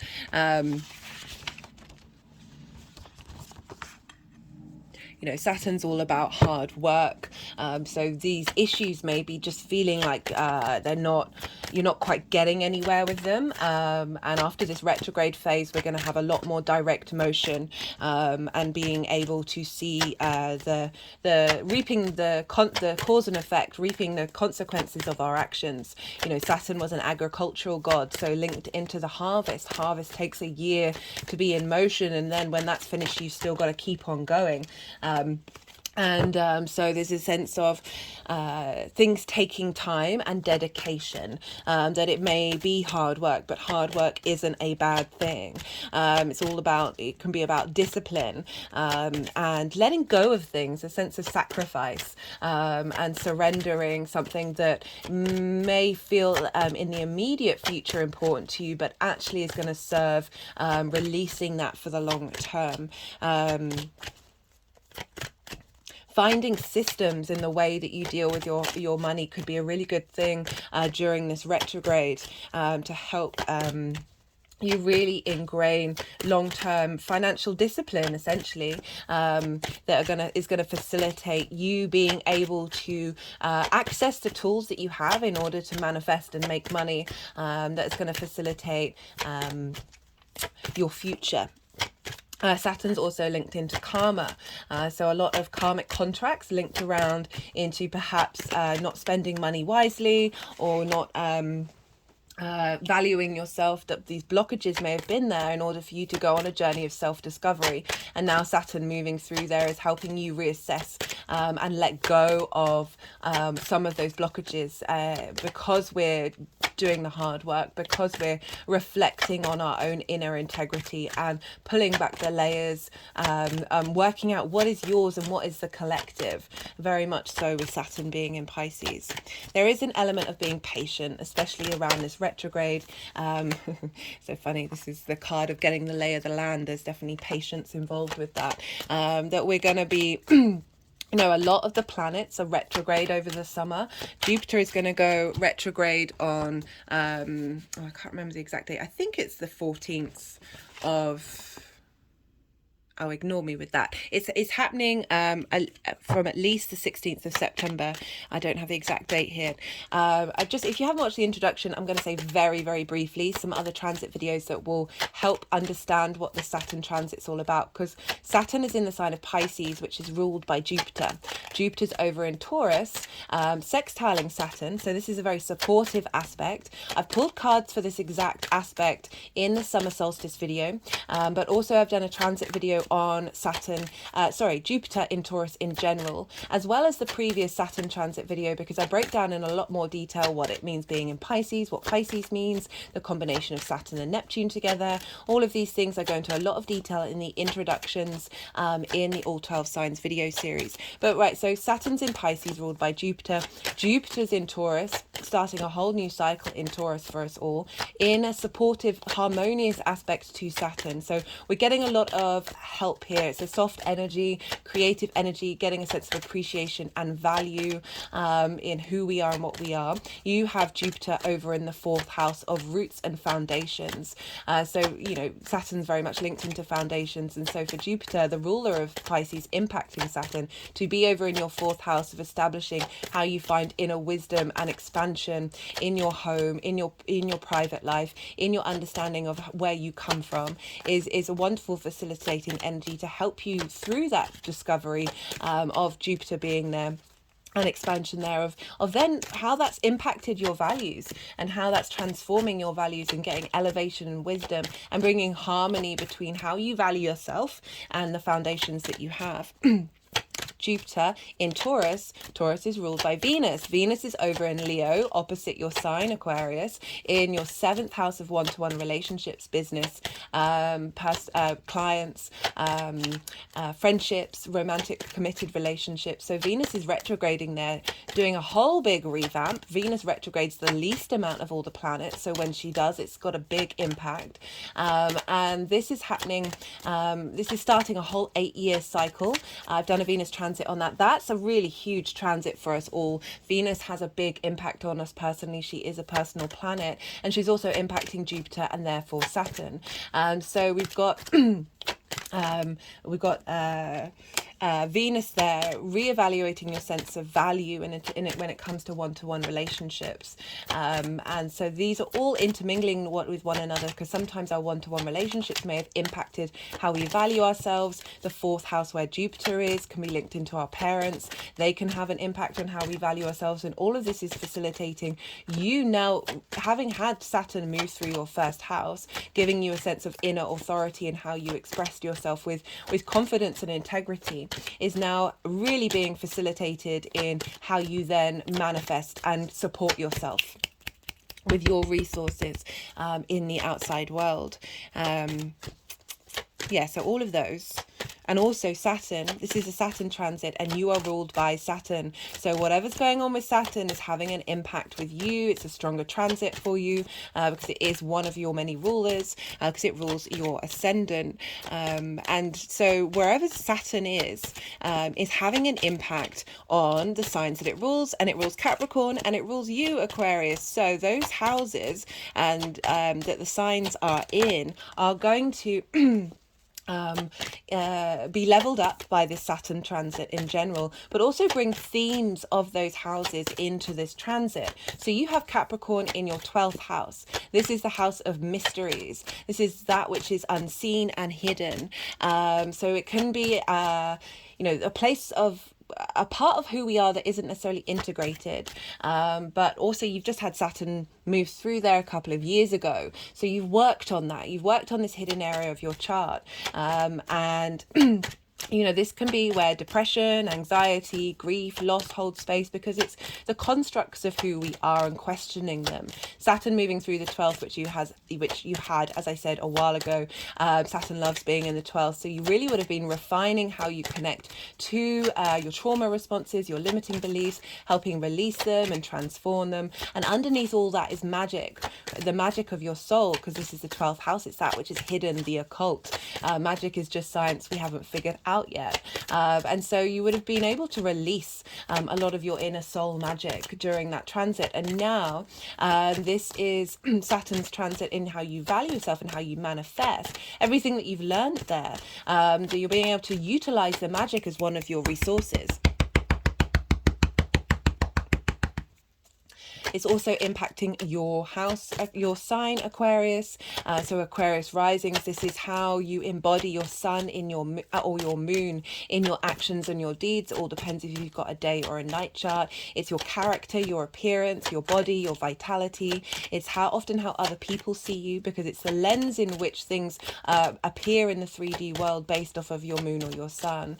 This is also your house. This is the house of self. So this really reaffirming this value system of getting in line with, linking it up with that journey that you've just made with Saturn through the 1st house, of knowing your innate inner authority. This isn't about authority over other people. This isn't about diminishing other people's authority. That transit helps you understand the strengths and foundations of your inner authority and how you embody that.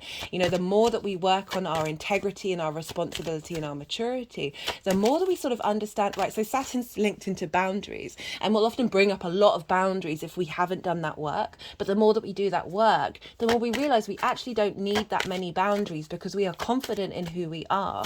If situations come up that may be frustrating, maybe triggered you previously, I think you're finding you've got a lot more ease and growth of the way that you respond to it, that it's just not phasing you in the same way, that you're not needing to say no in the same way, that your no's become more concentrated and only expressed in very significant moments, rather than just having countless boundaries around yourself, that you're not actually needing, you're not necessarily affected by the outside world in the same way. So you're not having to express those boundaries because you're just getting on with you and you're doing you, and it's not necessarily getting knocked off your perch by other people and situations. So really lovely transit. It may have felt that your resources have been restricted, but that's only because Saturn's really trying to get you to realize the core inherent principles of those resources. So it's Pisces, very it's duality, it's changeable, but it's the collective emotional unconscious, very magical space. There's a playfulness to Pisces, there's a trickster element to it, same with all mutable signs, to be honest, but it's this sense of being able to hold space for the dark and the light. I'm going to be talking more in one introduction, but I've certainly noticed a shift in terms of the spiritual community of people being more accepting of the dark and acknowledgement, and not shaming that side of you, and not diminishing the value of it as being a tool.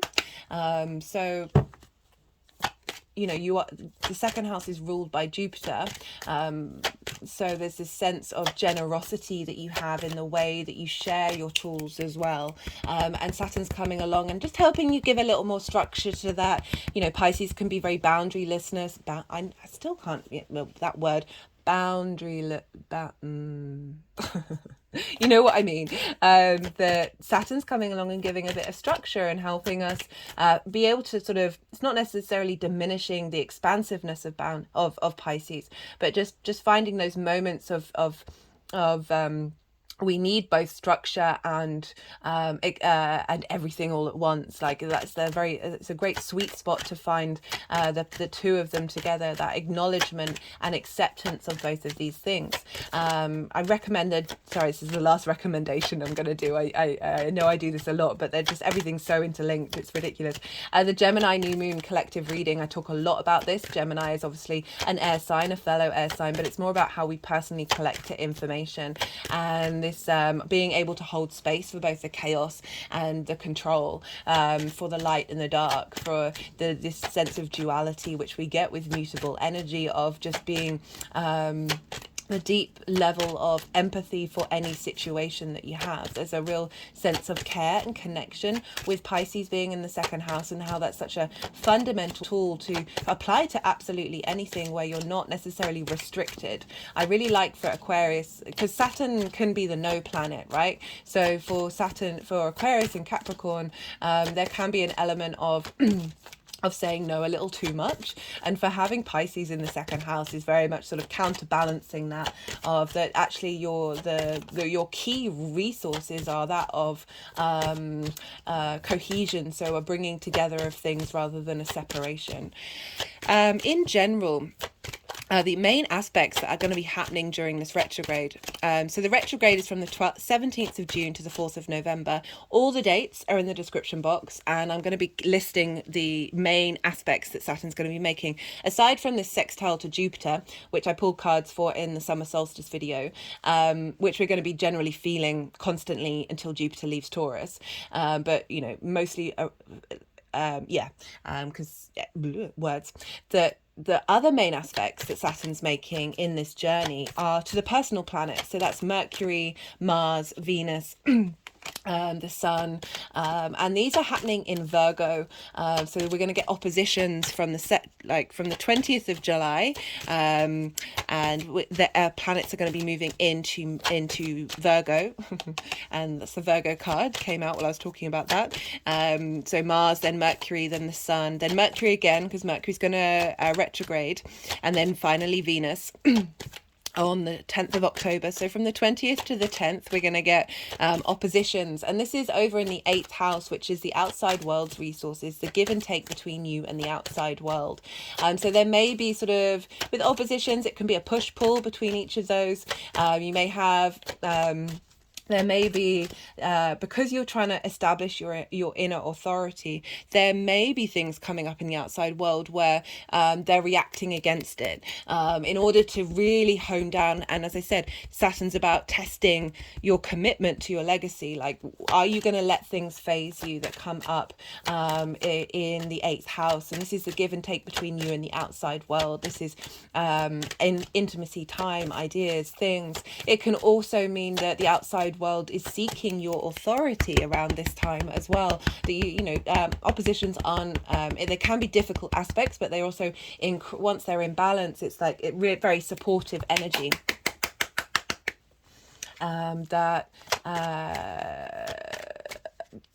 That things may come up that are going to support the journey that you've been on, but they may support it by bringing up difficulties in order for you to really hone in and know your innate inner resource and strength. Then we're going to get trines when everything moves into Scorpio. You have Scorpio in the 10th house, so we've got this strengthening of your values, and then trines between Saturn and the personal planets in your 10th house of your career, your life purpose, how your reputation, how the big outside world sees you. Trines are an aspect of Jupiter wanting to bring in elevation, inspiration, cohesion, a sense of expansion. So this is going to be free-flowing energy between how you value yourself and Saturn, the integrity of your long-term commitments, with all these personal planets showing up is perhaps things turning up in your career that are going to be facilitating the journey that you've gone on and how you value yourself, and really highlighting the work that you've been doing during this time. Okay, so look to where Saturn falls in your chart, personally, your natal chart, because wherever it is, the sign that it's in, the house that it's in, will add themes onto this general Saturn transit. So that might just be a bit helpful to kind of be mindful of what might show up and know what kind of resources that you have at your fingertips of where Saturn is in your personal chart. Right, so that's kind of everything that I wanted to say. Retrogrades are a time of revision, of reflection. It's like you're revising for an exam. The more that we revise, the more that we're able to commit and succeed moving forwards. This is a sense of getting a bit of hindsight over everything that we've just gone over. And Saturn won't leave its shadow phase until the 7th of February. So that's when it's finally leaving the degrees that it's retrograded over. And often we find with retrogrades that we don't necessarily see it show up until it moves out of the shadow phase. So that's the 7th of February, maybe around some of your birthdays. If you have a Aquarius Sun.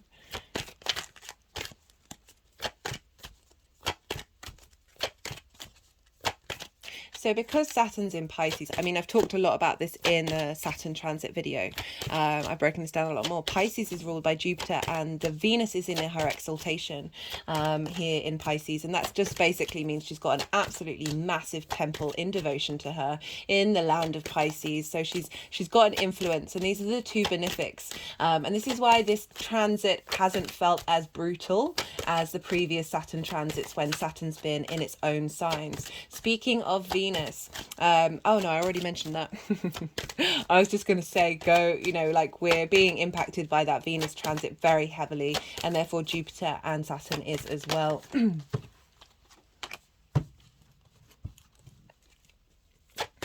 Okay, they're still wanting me to shuffle. I've kind of said everything that I've wanted to say.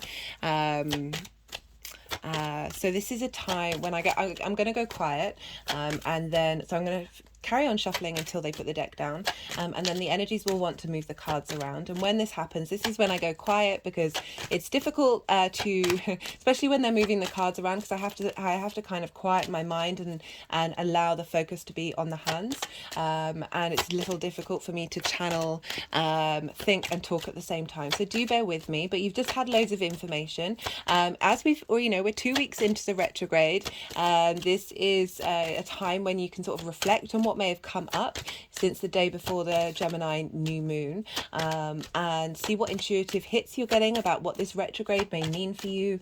Let that all digest and, you know, process that information. And then I'm going to come back and talk about how the tarot is reflected in the astrology. I'm pulling cards for there's three different piles. The first pile is kind of what the Saturn direct motion was, what we're taking into that, what we're taking forward into this retrograde. Second pile is the retrograde itself, what's coming up, what challenges we may face, what we're working through. And then the third pile is how all this is all manifesting moving forward for when Saturn goes direct. So do bear with me while I'm quiet.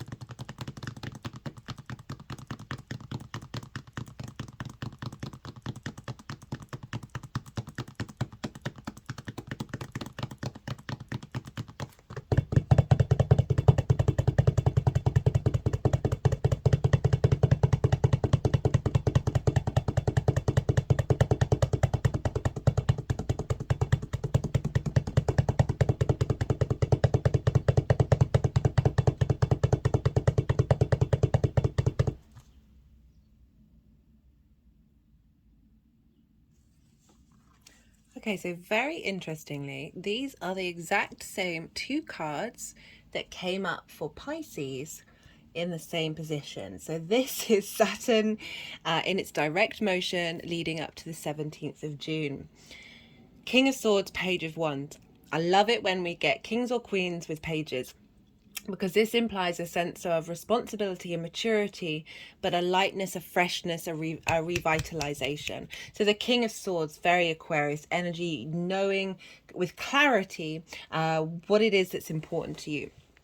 Again, so that sense of authority coming in when you know Saturn first moved into that sign can be of you of acknowledgement of your own value and the resources that you have, and being able to see that clearly. With the Page of Wands, so pages, they are fresh. So kings and queens, they've been doing it for a while, they know what they're doing. As I said, that maturity and authority. Pages, they've just got a hold of that element. So in this case, this is fire. This is Wands. They've just got a hold of it. They're so excited. They want to share. They're heralds. That's why they want to share and talk and tell everybody all about it. It's very useful energy, very fresh. It's linked into your apprenticeships. So it's about engaging with your passions and your innate drive that's within you, with a sense of clarity. So love that for you, Aquarius. As I said, like having, you know, you are ruled by Saturn, so you're kind of used to these Saturn transits, right? So there is an understanding of like, when we work with Saturn, it doesn't tend to be quite as dramatic because we're already walking that talk. And especially after the first house, I can see that there's a real sense of knowing who you are and what it is that how you want to, what's now important to you. Okay, so we've got, for the retrograde, got a fair amount of cards, not surprising. We've got the Death card, the Two of Wands, and the Page of Pentacles. So we've got another page coming in. But what I like about this combination, so I always like to point out with the Death card, you see here, there's a monarch, and the monarch doesn't appear to be breathing anymore. There's another phrase I could say, but, you know, I think the powers that be might have a problem with that. But it's a sense of something that had authority over you. It has released that authority. That authority has been transmuted and shifted. The sun is also rising in the background. This is about letting go. This is about acknowledging what hasn't served you, what authority hasn't served you in your life, and being able to transmute that. You're protected, you're in armor, you're on a white horse with a white rose, that sense of clarity, of cleansing. Limiting beliefs and structures that haven't served you, the way that you engage with your tools and make money, letting go of that. But this is a retrograde, so we're taking our time revisiting and going over it. And this is the Two of Wands. This is about long-term manifestation, but there's a restlessness with the Two of Wands. This is about getting the lay of the land that you are currently in. It's not about going on a new journey, a new adventure. This is about the more that we understand the terrain that we have at the moment, the more that we can unpack it, understand it, the more the power that we have in that understanding. So it makes me think about, was it 10,000 hours? If you practice something 10,000 hours, then you're sort of considered a master. But it's that sense of practice. The more we do something over and over and over again, the more that we then stop. We're less in the learning phase, we're more in the contemplative space. So the reason why I repeat things a lot on this channel is because, especially for regulars, if you heard it over and over and over again, you don't necessarily, you already know what I'm about to say, you already understand the construct that or concept that I'm about to talk about. So then you can start thinking about how that relates to you and how you interpret it, rather than just taking it as read of what I'm saying. So this is about going over something over and over and over again, so you're then able to get to explore the details, explore the nuances, and contemplate and draw in a cohesion of all that information, and be able to think of different things in order to go on that new journey. So he has the world in his hand. It's also about understanding that you have everything that you need within you. It may not manifest straight away. We're retrograde, so things are taking time. Things might not manifest in the way that you want them to in the immediacy, but a lot of pause cards have come up for this second page, and it's really highlighting just breathe, just be patient, don't get frustrated, acknowledge that you're in this particular cycle. We all are. It's affecting us in various different ways, and it is about slowing down, about taking your time. We've got, okay, where are they wanting to go?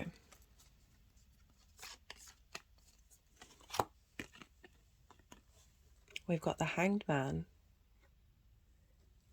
and the Hermit. Now, this is about pause and wisdom.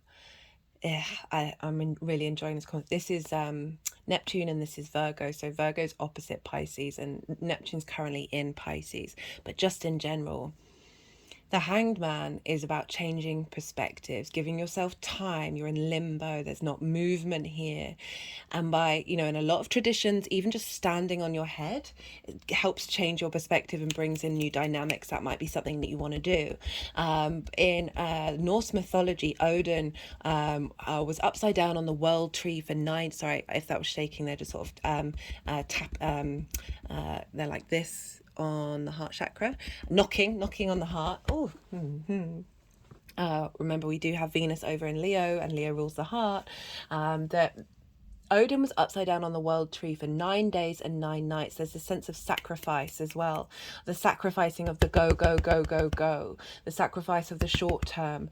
And at the end of it, he received the wisdom of the runes, which is another form of divination. So it's essentially when we are in pause, when we give our space time to change perspective, we receive divine wisdom. And by divine wisdom, we are divine and the universe is divine. We are a part of that divinity, that we're able to connect to the innate wisdom that you have within you. But it is about taking your time. The Hermit is about going inward. The Hermit is this space of isolation. Saturn can have you withdrawing, but the Hermit isn't bothered about what the outside world thinks of it as well, which I think is really important, especially with that Virgo opposition.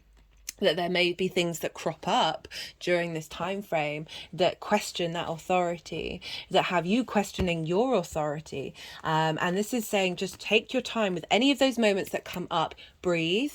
Go be in nature. We're dealing with earth and water here. Have baths. Put your feet on the ground, because Jupiter's ruling this and Jupiter's in Taurus, about how we physically connect to nature and how we feel good.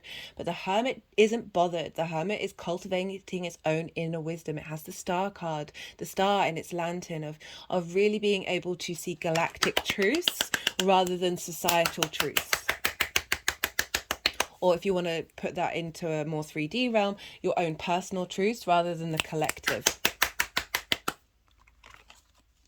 About how you value yourself and the wisdom of the tools that you have, the resources that you have. We then got the Knight of Swords in reverse, which is hilarious because it's with the Knight of Pentacles upright. This is just really highlighting the slowness of this transit, of taking your time with things, of allowing things to digest and to cultivate. The Knight of Swords is the fastest knight in the deck. It's about rushing into things. It's about sometimes being quick off the draw, of needing there to be momentum and go. And I feel like the Knight of Swords in reverse, in terms of sort of your mental, you're bringing that intensity of the constructs of how you value yourself, the way that you talk to yourself, the way that you appreciate your values. Something's being reversed, something's being flipped, that you're able to take your time questioning those constructs with the Knight of Pentacles, which is slow and steady wins the race. Again, we've gone from the fastest horse, you look at the speed of which that's going, and then the biggest and the slowest horse. There's loyalty and commitment with the Knight of Pentacles. There's wisdom and strength with the oak leaf. This is all, we see here the seeds haven't been planted. This is a time of planting those seeds and thinking about the long-term cycles, right? So the long-term earth cycles, the fact that harvests take a year to cultivate. And then you're starting again, like this sense of, it's not about immediate gratification. It's about being loyal to your values, being loyal to your resources, and being able to explore that during this retrograde. And we've got it crowned with the Page of Pentacles. So this is, again, another page. So we've got 2 knights and 2 pages. So this is about now being able to think about that vitality that I was talking about, of this it's Pentacles of the 3D realm, so your resources, what it is you have to offer, how you make money, that there's a vitality and exploration, and with a sense of novelty, of like you're exploring new land, in the way that you engage with how you value yourself, the way that you engage with your resources, bringing in, which will help bring in new opportunities.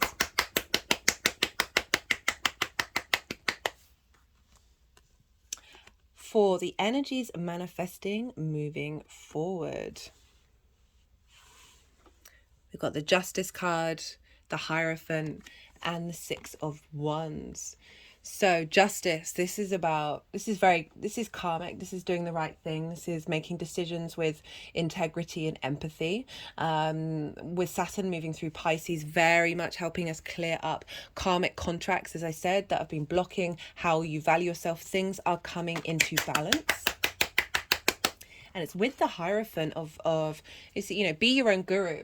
The Hierophant studies and works and takes its time to be able to then express especially with this card, because it's linked into the Pope, it's linked into book religion, that sort of sense of study, of going over things. But having done the study, having figured out what is the root of you, your integrity. I mean, this is the first of one of the retrogrades, but it's right at the beginning, so it's the sort of those very potent early degrees that set off the rest of the dynamic of the sign.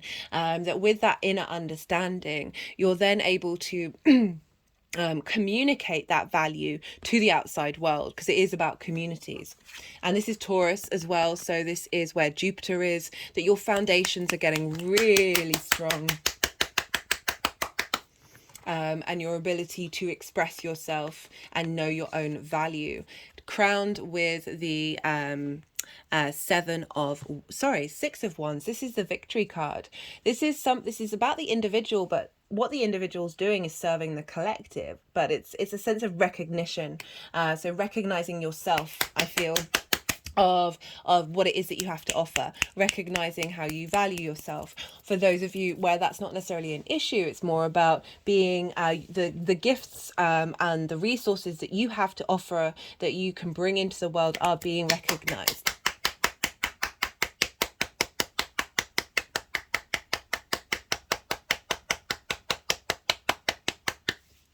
Right, I'm going to pull some clarification cards. All the decks are in the description box if any of them take your fancy. And apologies if I'm repeating myself, but I will put all the details of the degrees that Saturn's retrograding over, the dates, the shadow phase, as well as all the dates that we're going to have those oppositions in Virgo, in the outside world's resources. This can also be support coming in to help facilitate the journey that you're on, as well as the trine in your career. So, seeing that sense of validation coming in, that sense of you. It's not necessarily that you're seeking that from the outside world, but certainly acknowledging that within, and by doing so, it's reflected in how we are then seen. That innate inner confidence that, people generally do respond to. We've got new beginnings, new ways of utilizing your tools, new ways of valuing who you are and what it is that you have to offer. Being loyal to that, being loyal to yourself, being loyal to your 3D experience.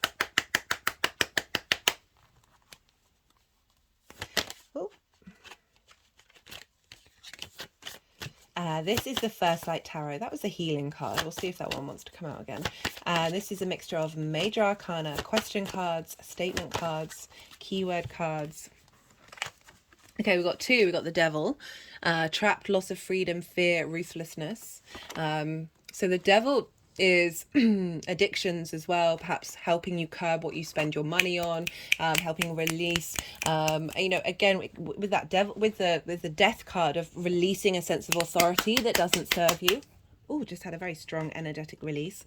And we've got this with the High Priestess, perception, hidden powers, reflections of ideas and knowledge. So the High Priestess is all about drawing things towards you. You're not necessarily seeking it and creating. There's such strong wisdom of the High Priestess, of just being, being confident, that innate confidence of you have the power within you. It's not necessarily that you even need to take action. Again, we're dealing with sort of water and earth, yin night signs. It's not the go go go of fire and air. And as an air sign, that's something, you know, a lot of cards have come up of basically been saying it's okay to slow down, it's okay to take your time. And the high priestess is really confirming that, especially in the second house with Pisces. You know, it's a water sign. That intuition, the refinement of your ability to tap into the collective, emotional unconscious, and the roots of that intuition, that you're able to then find sort of a boundaries.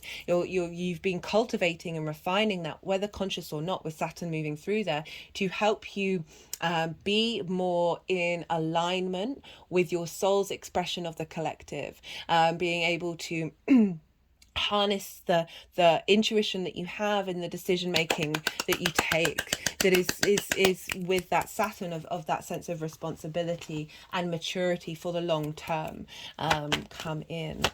Right, so final card. Got the effort card. I mean, I'm not surprised for Saturn. I'm not surprised.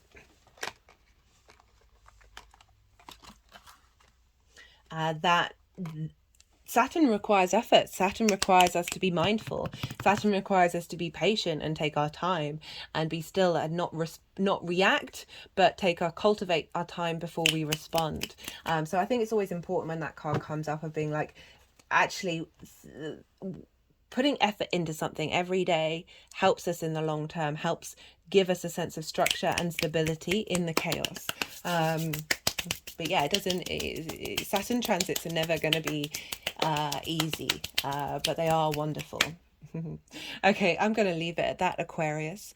If anything resonated, don't forget to hit the like button. It's all interaction with the channel is really appreciated. We're a growing channel, and it helps the algorithm push it out there into the world. If you felt like this helped you in any way and you want to pay it forward and send it out there so other people may be able to gain access from this information, there are lots of things that you can do, and it's always appreciated. Be good to yourself, Aquarius. Be good to those around you, and most importantly, be well until we meet again.